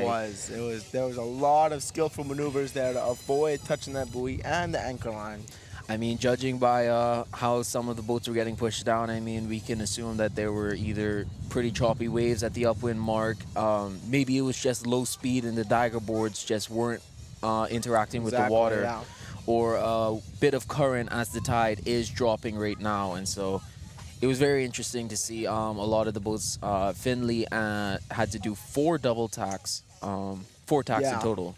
So that's very interesting to see. A lot of the sailors, they take a bit more risks when it comes up to there because they want to be right on that ley line and they don't want to really overshoot it, because when they overshoot it, that's time lost and that's time that they don't want to lose. And so they are trying to squeeze out as much as they can. But technically the rule does say if you touch the anchor line of the buoy, it is not a penalty unless you make contact with the buoy itself. So they are allowed to touch the anchor line with their dagger board as long as the buoy does not pull towards their hull and make contact. Then they will have to do a 360 and do a penalty turn. Right, as long as you do not touch the part of the buoy that is above the water, you're in the clear. And I actually had a run-in with that rule before during Youth Olympics. A few of the sailors didn't understand the rule at the time, but when they tried to protest me, it turns out that there was a better understanding when the coach and the jury explained it fully. Yeah. So a lot of the rules in sailing, it's all about knowing them and not abusing them, but understanding how they work so that you are not in the wrong, but you are racing at your best and racing as best you can. And sometimes in those gray areas of trying to get the rules and pushing them as hard as you can definitely break them at times. So it's important to keep your mindset clear and watch what you're doing at all times. Yep. And knowing the rules is almost as important as just being able to go fast, because if you don't know the rules, then you'll just end up having to do turns the entire time, and you can also not catch when other people are cheating. If you're the only one that knows the rules on the course, then everyone else could just be cheating, and you wouldn't be able to tell. Right. You gotta be able to know when someone is cheating so you can protest them and tell them that's illegal and you have to do your turns for that. All right, so I think Mr. Finley McKinney Lambert has started to catch up to Emmett now on this downwind, and Emmett is just trying his best to defend him, going on the leeward side of him. And ooh boy, Finley is real fast on the downwind right now. He is catching up very nicely there, and if I'm looking at his sail correctly, I think Mr. Finley might have some more scallops at the bottom of his sail, meaning that his outhaul is looser. That is a book that Emmett should have read before he went around that reach downwind mark. Finley's dagger board is also higher up, so you can see the different sailing styles between the sailors, what they're used to and what they like to do in comparison to each other. So right now, Mr. Emmett is only half a boat length in front of Finley, And so this is going to be very interesting going down. They are very similar in skill level. Finley might have an upper hand on Emmett when it comes to the downwind, so we're going to see how it works out. But Emmett does have the size advantage in this situation. Boy, Emmett is going to have to work extremely hard to hold Finley off on this next upwind leg. But Most he definitely. Can do it. He can do it. I am not surprised. I'd not be surprised if the jury starts joining them soon. Yep. You see Opti getting towed back on the left. I'm guessing either a breakdown or that might be Drake's boat if he actually realized he was getting disqualified. That might just be Drake's boat. He might have gotten informed at the reach mark that he was over the line. And if he did not go back before that first windward mark, it's pretty much over at that point. You're already out of the race. The penalty has gone on for too long. You did not go back. You were OCS. So we will see that on the score sheet later. But this has really been some amazing races. I mean, I am so happy to have the opportunity to watch it like this and to bring it to you guys live. This has been some really close and competitive racing. And in third and fourth, we have Mr. Everett Bluin and Connor Bluin. Brothers duking it out right now for third place. They are very close. Right now we have first and second fighting each other, third and fourth fighting each other, and then everyone else is working with each other trying to catch the four boats in front. Yes, Everett is only half a boat length in front of his brother right now. That is very, very close right there. So we have Emmett and Finley fighting for first and second, and then Everett and Connor fighting it out for third and fourth. We are definitely going to see some serious match racing on this last race, and I am already excited for it. They're going to have to work not only to catch the boat around them, but to defend the boats behind, trying to catch up and seize the opportunity of them racing the boats in front and forgetting about the other boats behind them. Oh, but you can see Connor is working a bit harder than Everett is working, leaning the boat up a bit more and kiting, getting his sail out of the water some more. So he is overtaking him as we speak.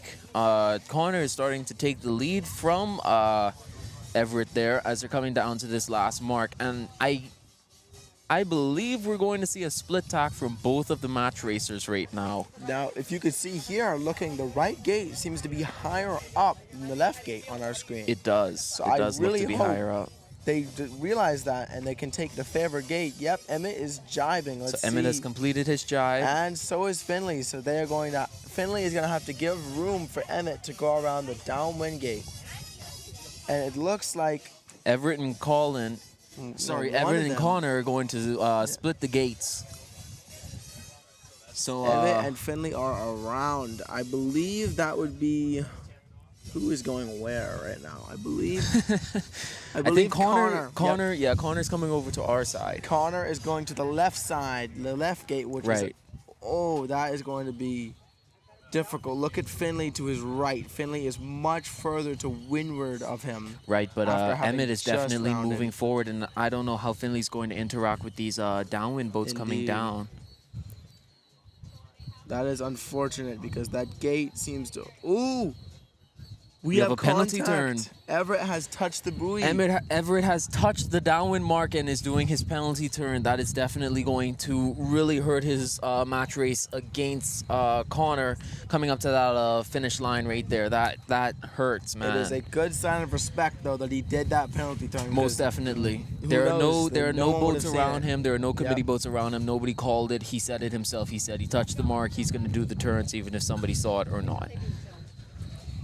But having gone around that right gate, he will have an advantage versus his brother. So hopefully he can hang on to his position, having taken the favorite gate. Emmett and Finley are dueling. Emmett and Finley, yeah, they have just tacked back into the downwind train. They're now tracking back to the right-hand side of the course, and it is a really close match race between these two right now.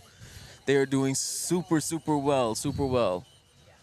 They have a very, very, very intense race right here.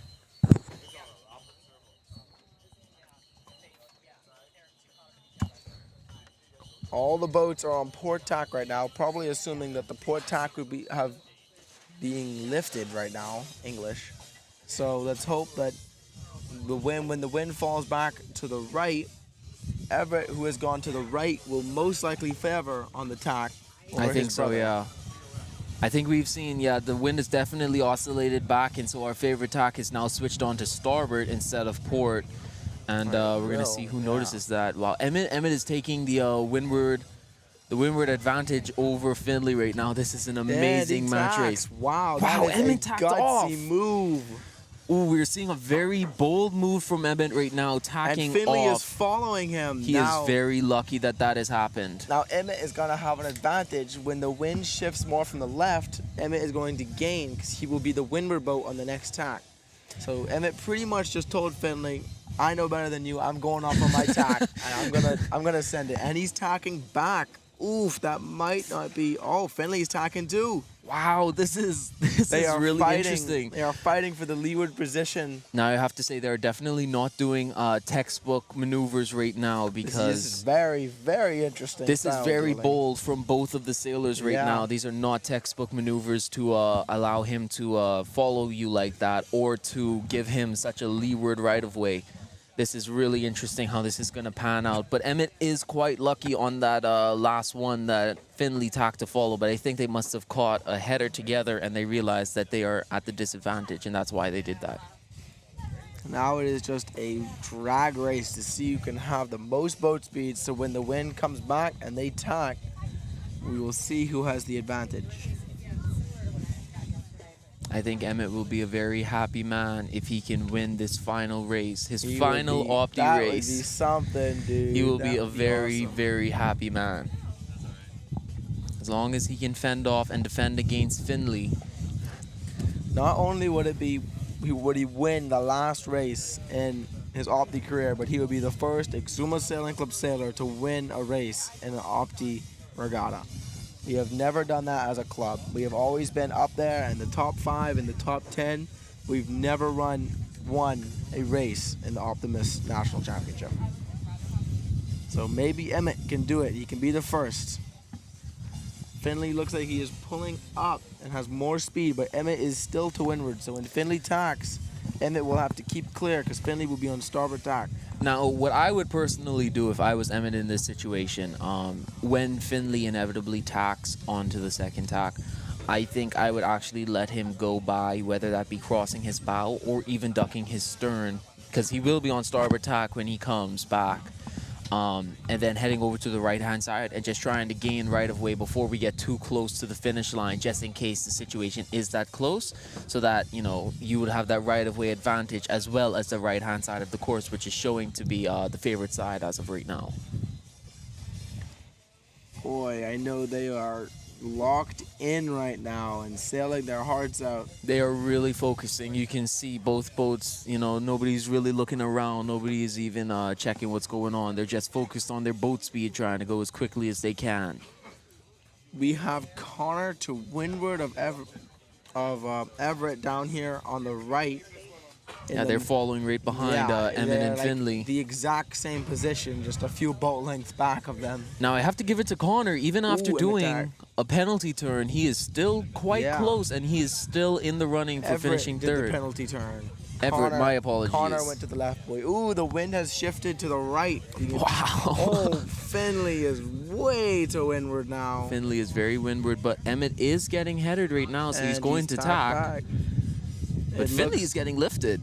Finley is going to cross. Emmett should tack now, but he's most likely going to continue and get to windward. No, there is Finley. the lead change.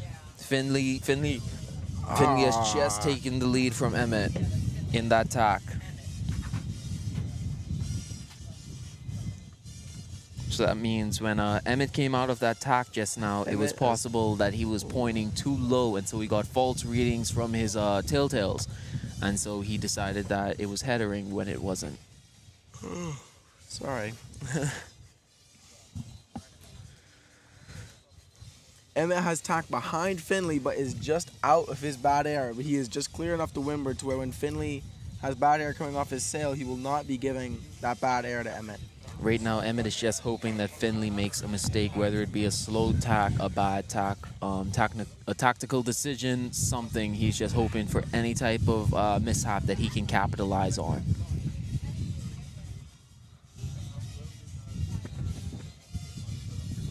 Now see, these are once again two different sailing styles. You can see Emmett is down inside the boat and he has more of an open rig going on, and he is sailing his boat with a bit of almost a leeward heel, whereas Finley is sitting up on the side with a tighter sail and with a bit of windward heel actually, possibly trying to gain a bit of water flow over the dagger board to the opposite side, to the positive side of the dagger board, and move the boat upwind better.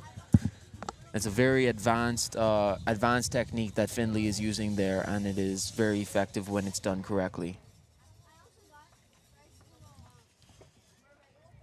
On the left-hand side of your screen, you can still see Connor and Everett battling it out for who's going to come third and who's going to come fourth against Finley and Emmett. They're still going at it, and they're quite even as it stands right now.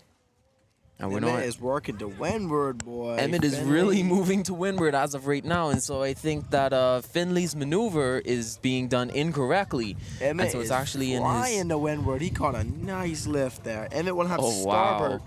Next Yes, time Emmett they will tack. have starboard right of way. Finley seems to be sheeted in very, very hard, so hopefully he can keep his speed and not have his boat choked down. Looks like he's just kind of stalled right now. Emmett caught a lovely lift there for a second, but he is going slower than Finley. So Finley has opened up a speed gap on Emmett, but Emmett did gain to windward a lot in that puff just now. Now, in this type of situation, if Finley does have a bad tack, or if he is forced to tack into the header, Emmett will have the advantage there because he is further to windward. And so if Finley loses that speed, there's not a whole lot that he can do about it, but Emmett will capitalize on it. So we are planning to see attack from Finley quite soon. As you can see, he just hit some boat wake there. His rig's opening up. He's probably going to attack. He's not satisfied with the wind over on that left-hand side of the course. So we're going to keep watching. Hey, you can see his boat is really starting to slow down now. They've sailed themselves into kind of a light patch over there. And so what this means is pretty much anything can happen now. Emmett tacks first. I'm sure Finley is going any second now. He's going to cover Finley him. is definitely going to defend. Now, if Emmett is on the ley line for the finish, he could beat Finley. He could possibly beat Finley but here. If he is not, then Finley will most likely have him. Finley does not have as much boat speed as Emmett does, but we're going to see how it plays out. No, Emmett is not on the ley line for the finish. Finley will most likely be able to tack and go through before him unless Emmett catches a magical lift. I'm not sure if Emmett should have tacked there. Yeah, he should have kept going. Yeah, he should have kept going onto the right side. Yeah, if I was Emmett in that situation, I think I would have continued on port tack and followed these swells that are moving across the screen right now, and kind of just continue over there until the wind switched back, then come back on starboard tack. But none the latter, we are watching Mr. Finley McKinney come through the line in first place, and he will be our champion of the Fidelity Bahamas Optimist National Championship of 2024 with a beautiful point lead and a wonderful race sailed. He has definitely taken gold in this championship. Boom, he is through. Emmett is hot on his heels, boy, and that is the finish. Emmett is through. They are very, very, very close to each Finney other. McKinney Lambert of the ESA is the winner of the Fidelity Bahamas Optimist National Championship of 2024 here in Exuma, Bahamas. Well done to Mr. Finley McKinney. Well done. He fought well for the entire regatta, and he opened up a wonderful lead. So now we have Mr. Connor Ballewin still battling his brother Everett Ballewin for the third and fourth title, but I think Mr. Connor definitely has this one coming through the line. These two have well represented the Southern Yacht Club at this event for the past 2 days, and they are doing it yet again on Championship Sunday. Well done to both of them. Personally, I would not be surprised if Emmett is waiting for Tyrese and Little D to finish their race. Little D as in Dallas Clark. And then what they were talking about doing is capsizing their boats near the finish to celebrate finishing their last race. But I don't know if they're going to do it or not. But Emmett does seem to be waiting around the finish line and not heading back right now, talking to Finley. Right there is Mr. Sullivan coming through the line. Once again, another Southern Yacht Club member. finishing very well behind some of his other sailors. And then that was Mr. Leon also finishing as well, and Mrs. Elizabeth coming through the line, all very close yet again.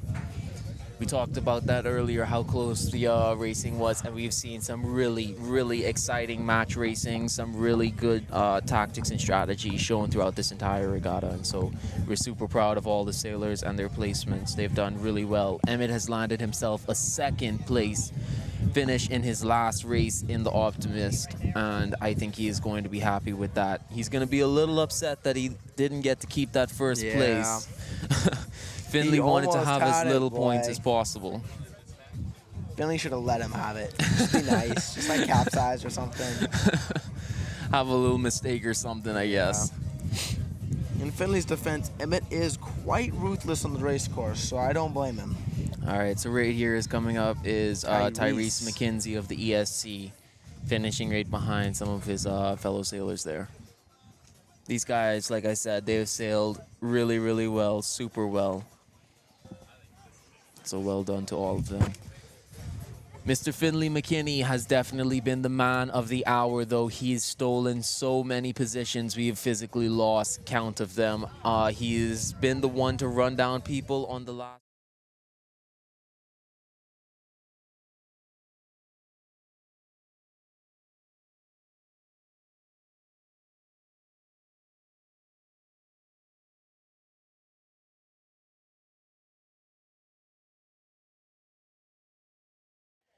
So he's going to take gold here at the Fidelity Bahamas Optimist National Open Championship of 2024. Indeed.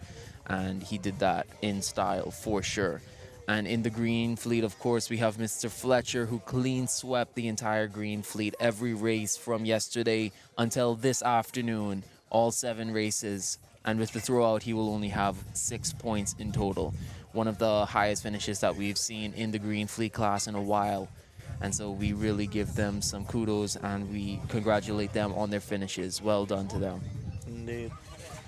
Everyone sailed very fast and very well. And still haven't seen a capsize yet. I have not seen a capsize from the green fleeters or in the championship fleet in any of the races. And so really well done. Like we said, you know, when you're trying to push these boats to the edge like that, you know, you can end up in some really bad situations. But these guys really handled it well.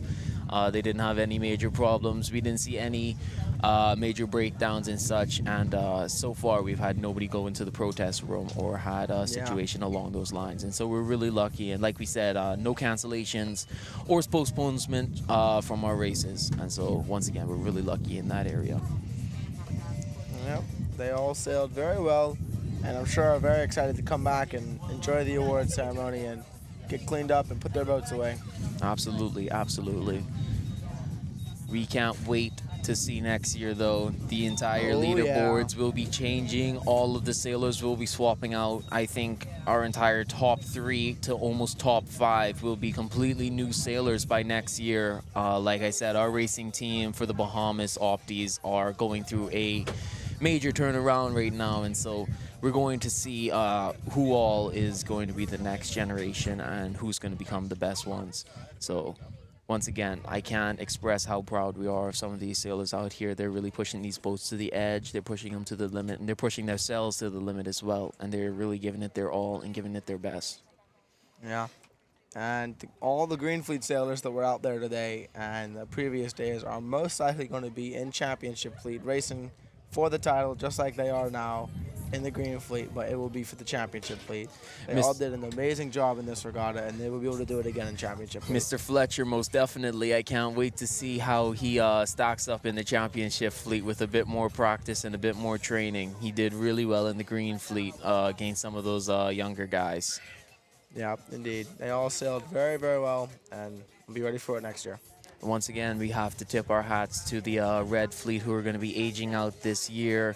That includes Dallas Clark, Emmett Knowles, Tyrese McKenzie, and Callum Pitchard, Finley McKenzie, and Nash Cartwright. All of these guys placed really well in this regatta, even for being some of the larger sailors in this lighter breeze. They placed really well. They worked super hard against these guys, and they showed them that they are not washed out of the fleet just yet, and they're leaving on their own terms. Indeed. We're going to take just a quick break, and we'll be back after that to give these guys an opportunity to bring their boats in from the course, get from that finish line, and into the beach where they are so happy to finally see shore after all this racing this weekend. Thank you.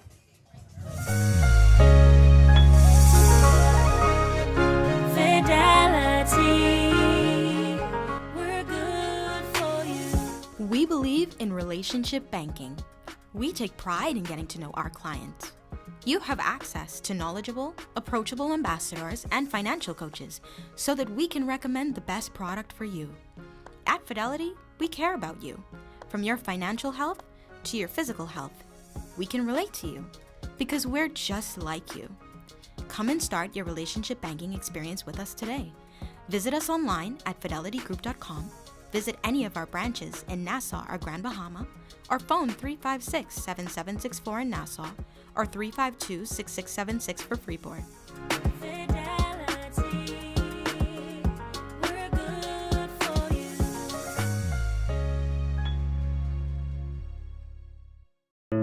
Throughout our lifetime, we must all make decisions. No matter how we choose, the right one just needs to be made. Like having J.S. Johnson Insurance Agents and Brokers as your insurance partner. We've been serving the Bahamas for over 100 years. Whether you need home, motor, marine, or commercial insurance, make the right decision. Call 397-2100 or visit jsjohnson.com. J.S. Johnson Insurance, peace of mind.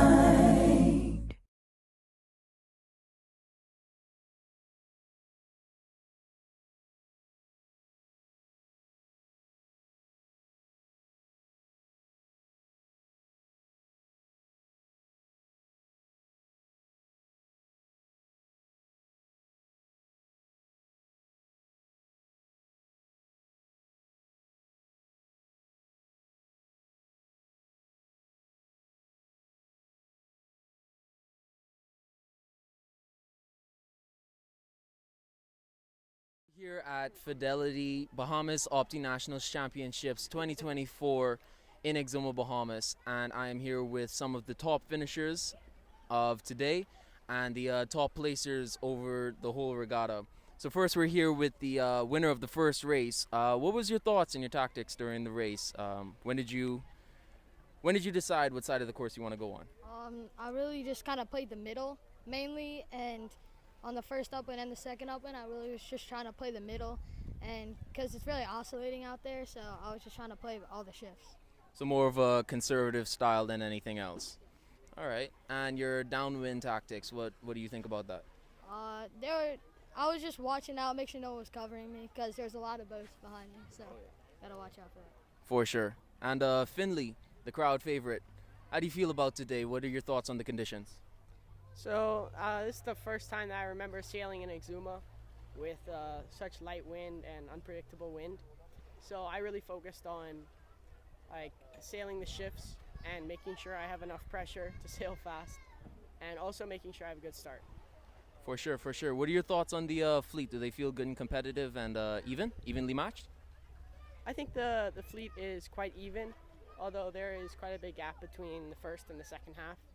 I think overall the top half is quite even. All right, I would agree with you on that one. And Lizzie is our final race winner, our female winner of the final race here at the Opti Nationals Championship. And what were your thoughts? What did you think when you came around the downwind mark and Finley was right behind you? I was just trying to stay in front of him and play the shifts and stay in pressure. For sure, for sure. And what were your thoughts on some of the other sailors around? Like, how did you plan your course to keep them behind you while also focusing on one sailor but also many? I was just trying to make sure that if they tacked, they weren't gonna end up crossing me and stuff. It's a very good strategy to watch the fleet but also watch the person you're match racing.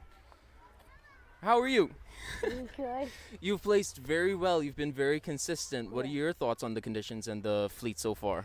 I thought the conditions were light. They were pretty good, and I was just trying to focus on getting a start and just having acceleration and then getting into the pressure. And the general recall during race 3, we noticed that you were one of the main boats. Yeah. What were your thoughts on that one? Oh, I mean, I knew I was over, but thank God it was a recall, or that could have gone wrong. But I was just praying for that, and yeah, it turned out fine. So. Absolutely, absolutely. Emmett, you're the crowd favorite, especially here at the ESC. What were your thoughts so far on the racing and the competition? It's been pretty fun. Some of the powerboat chop gets pretty big, but it's not that bad. It kept shifting around a lot, but I feel like it was pretty consistent throughout the entire day. And of course, we're gonna have to ask about the last race. What was the thoughts about going around the downwind mark and split tacking on the last race?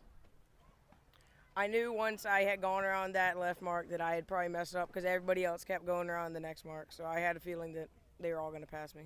So you're kind of just pushing the side and, just going further than you can and, hoping for something over there. Yeah, I was hoping for a big right shift. All right.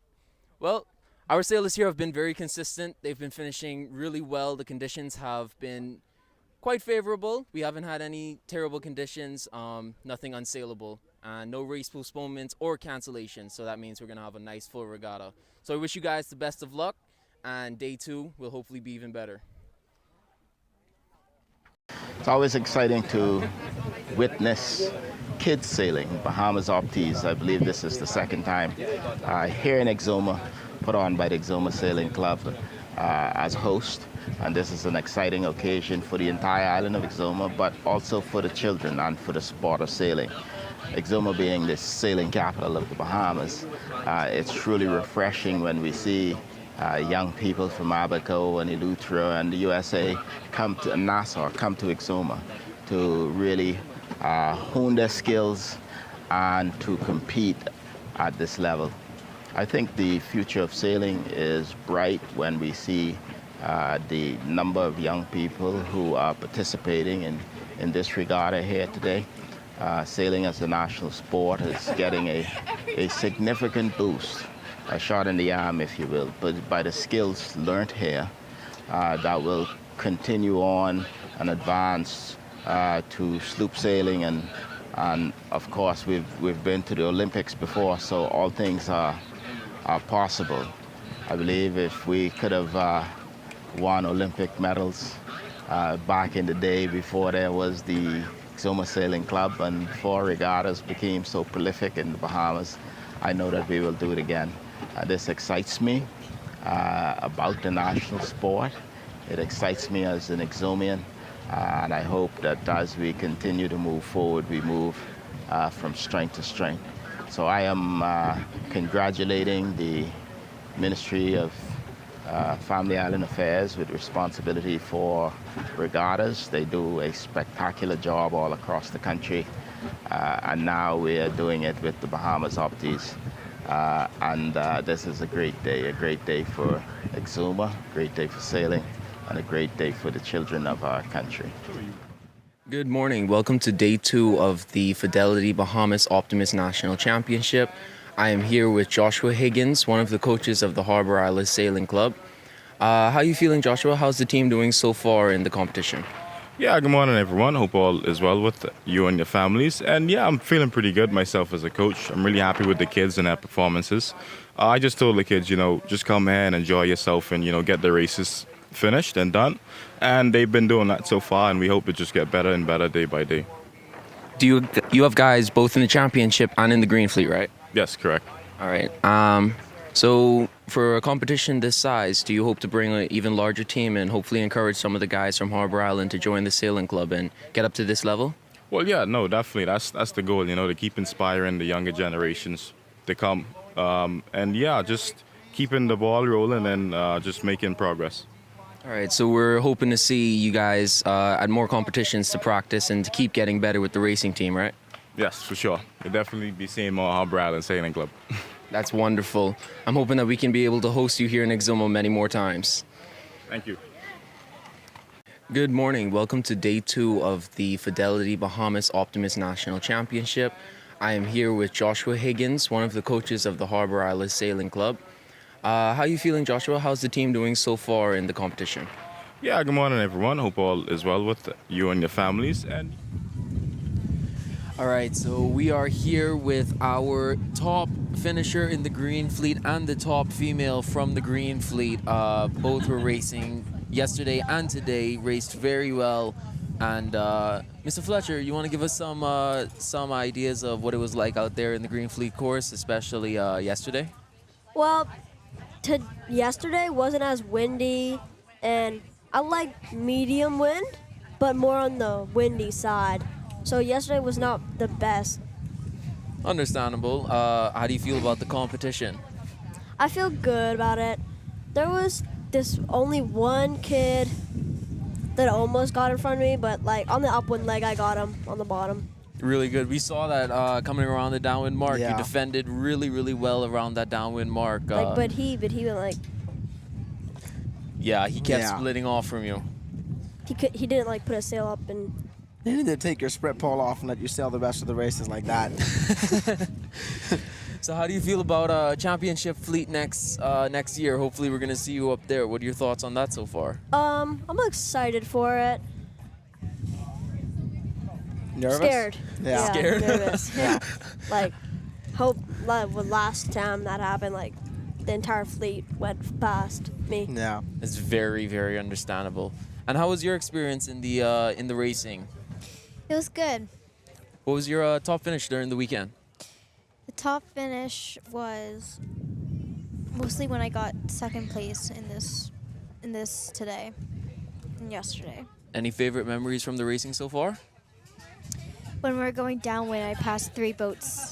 Ooh. That would be pretty fun. Now that's tricky to do. The downwind is one of the most difficult places to get a passing lane, Yeah. for sure. Fletcher, you have any top memories from this regatta so far? Well, on this race, or the race I did, like the second race, I'm pretty sure today, Valentina made a like collision happen sort of Oh. by the buoy, but she wasn't in it. Just she did something, and then they saw her and started going, ooh. It was funny. Alrighty then. So we believe that we have our first place person. I don't know. It's kind of close between you and the other guys, you know. I'm just kidding. And Miss Valentina, we're hoping to see where your points put you, but I believe that you will be on the podium for the Green Fleet. So we are super, super proud of you guys. You sailed really, really well. Didn't have any major mishaps or breakdowns or anything like that. So it was really awesome. And thanks for coming and talking with us today. Yeah. Thank you. Thank you. Yeah, but you guys, y'all had some really.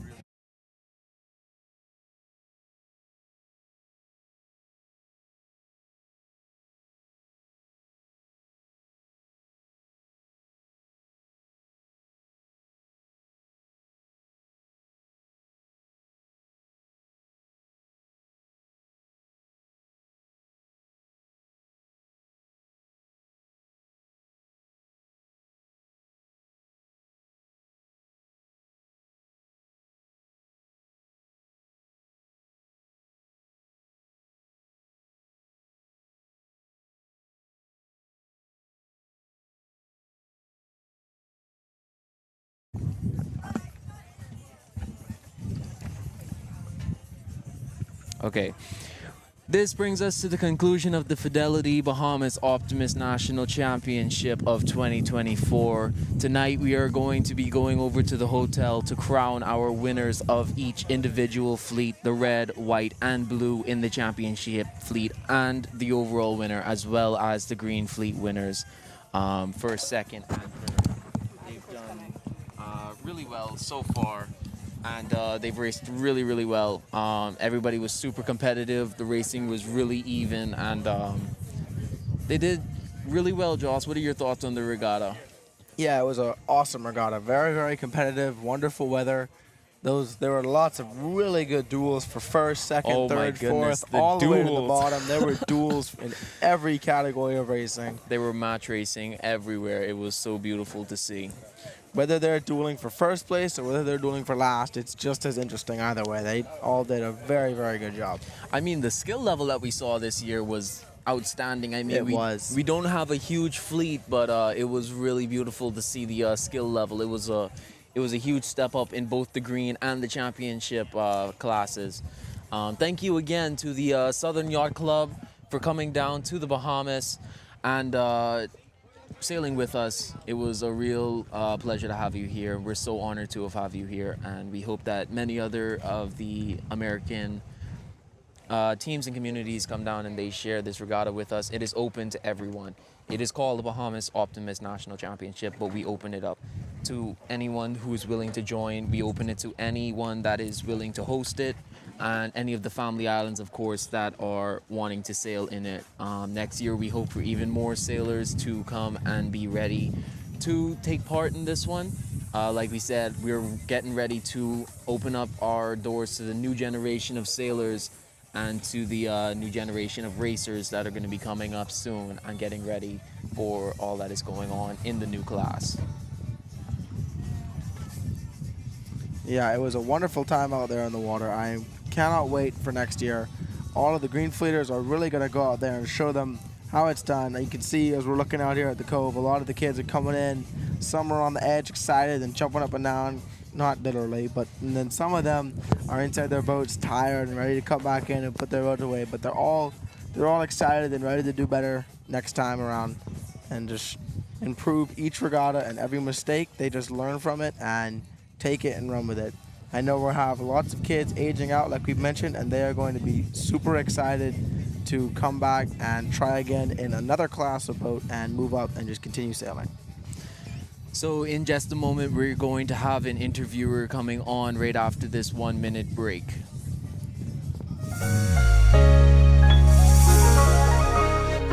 Fidelity, we're good for you. We believe in relationship banking.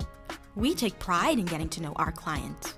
You have access to knowledgeable, approachable ambassadors and financial coaches so that we can recommend the best product for you. At Fidelity, we care about you. From your financial health to your physical health, we can relate to you because we're just like you. Come and start your relationship banking experience with us today. Visit us online at fidelitygroup.com. Visit any of our branches in Nassau or Grand Bahama, or phone 356-7764 in Nassau or 352-6676 for Freeport.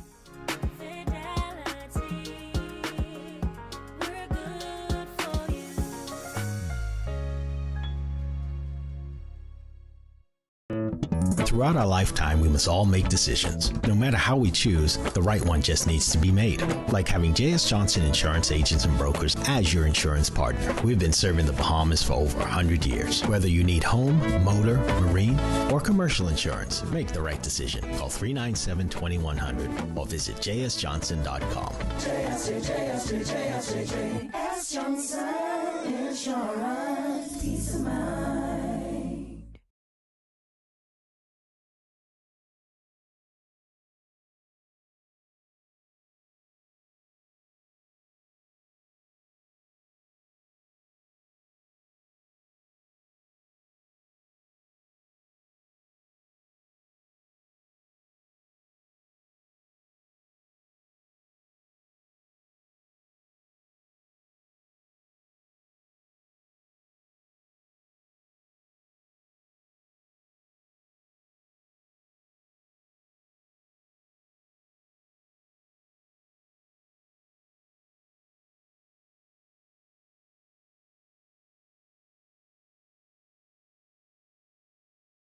All right, we are here with Mr. Pinder of Abaco. He is here representing as a member of Parliament, but most importantly, as a parent of one of the kids in the Green Fleet.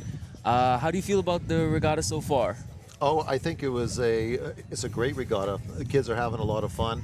There's some good competition in there. We see a lot of tacking duels, a lot of the front of the fleet mixing up a bit. You know, the wind's starting to lighten it up, and then it came back a little bit this afternoon. I thought that was great. Oh yeah. Yeah. What are your thoughts on the placement that your daughter has in the Green Fleet? I know you have to be so proud.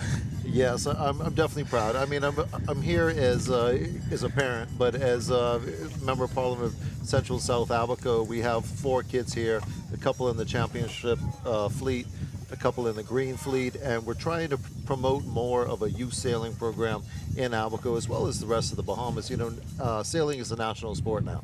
I've spent my life growing up sailing sloop regattas throughout the Bahamas, and I just want to make sure that the next generation has the ability to showcase what they have, not just with Bahamian sloops, which is the most fun, but but also with Optis and 420s and maybe some lasers and some sunfishes along the way. Yeah. So really proud of her. She did well. Looking forward to her getting into the championship fleet next year and see what she could do. But the real beauty of it is these kids are out there having fun.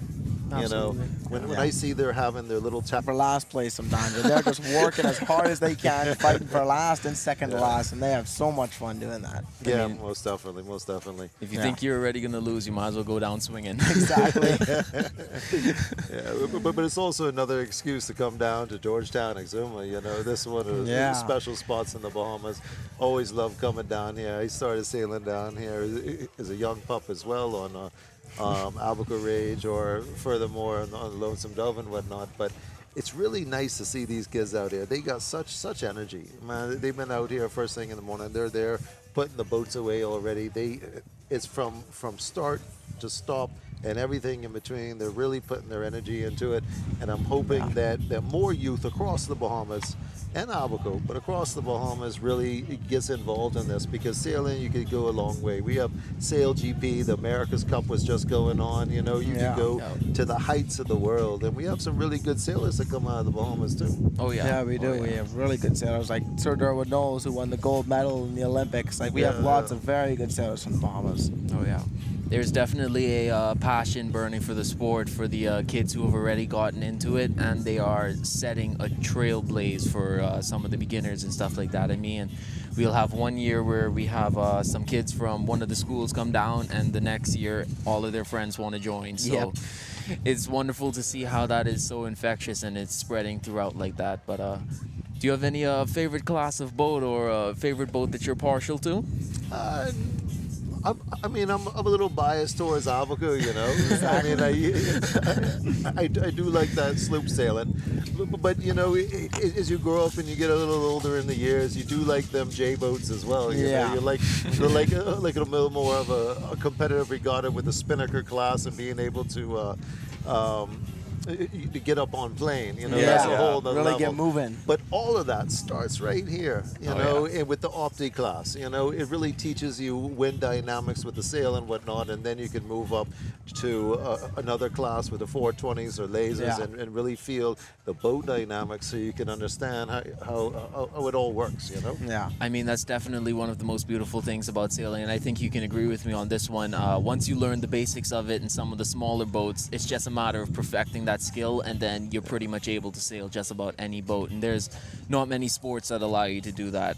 Most of the time you learn one, you've learned it all, or once you do one thing, you know, you have to relearn it to even try to do a different category. But sailing, it lays basics for you, and then you feel like you can just take that and run, and you can just go all over the world with it. Exactly. Anywhere in the world, and all through high school and college as well. There's a lot of programs out there that'll help you get through your tuition to whatever you want to do further in life by sailing. Absolutely. So I encourage all the youth out there, sail what you can. When I was growing up, we didn't have so many programs like this. So me and my friends, any boat that came in the harbor, any dinghy we could find, we'd go out and sail. And we like it to the point where, you know, maybe you shouldn't be out there, maybe too much wind. But that's when it's fun. That sounds all too familiar. Exactly. We have some of the catamarans and stuff like that down here at the beach. Bring them up and we restore them and bring them back to life, and we try to get them back out on the water. And you know, that's what it's all about, just trying to bring back history, but also paving the future at the same time. Yeah, most definitely. But lastly, I do appreciate all those that put the effort in making these things happen, because it doesn't just happen. Yeah. There's a lot of work, a lot of dedication, and a lot of man hours that go into this. And I am appreciative to everybody that volunteers and puts their time into the evolution of sailing in the Bahamas. Absolutely. Exactly. There's a lot of people, there's a lot of selfless people who are volunteering and who are helping to not just pay for, but also be on the front line and frontiering this type of stuff. And it's wonderful that we have that going on, and so many people who are so kind as to do that. Yeah, man, most definitely. But thank you for coming on. It was an absolute pleasure to be able to talk to you. I hope you enjoy the rest of your stay here in Exuma, and I hope you enjoy the award ceremony tonight. Looking forward to it, and thank you for what you're all doing. Absolutely. Absolutely. All right, man. We'll take it easy. Yeah, you too. Yeah, man. Thanks for talking. Yep.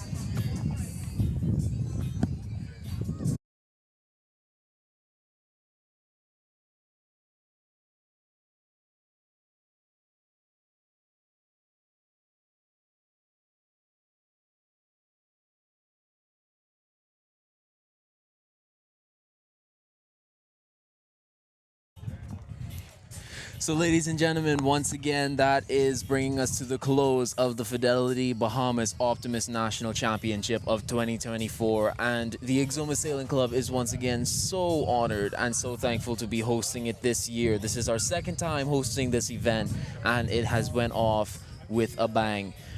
Please join us again at 6 o'clock so that we can crown our victors, our champions, and our leaders of all three of the fleets in Championship Fleet, the overall winner, and the Green Fleet champion of this year.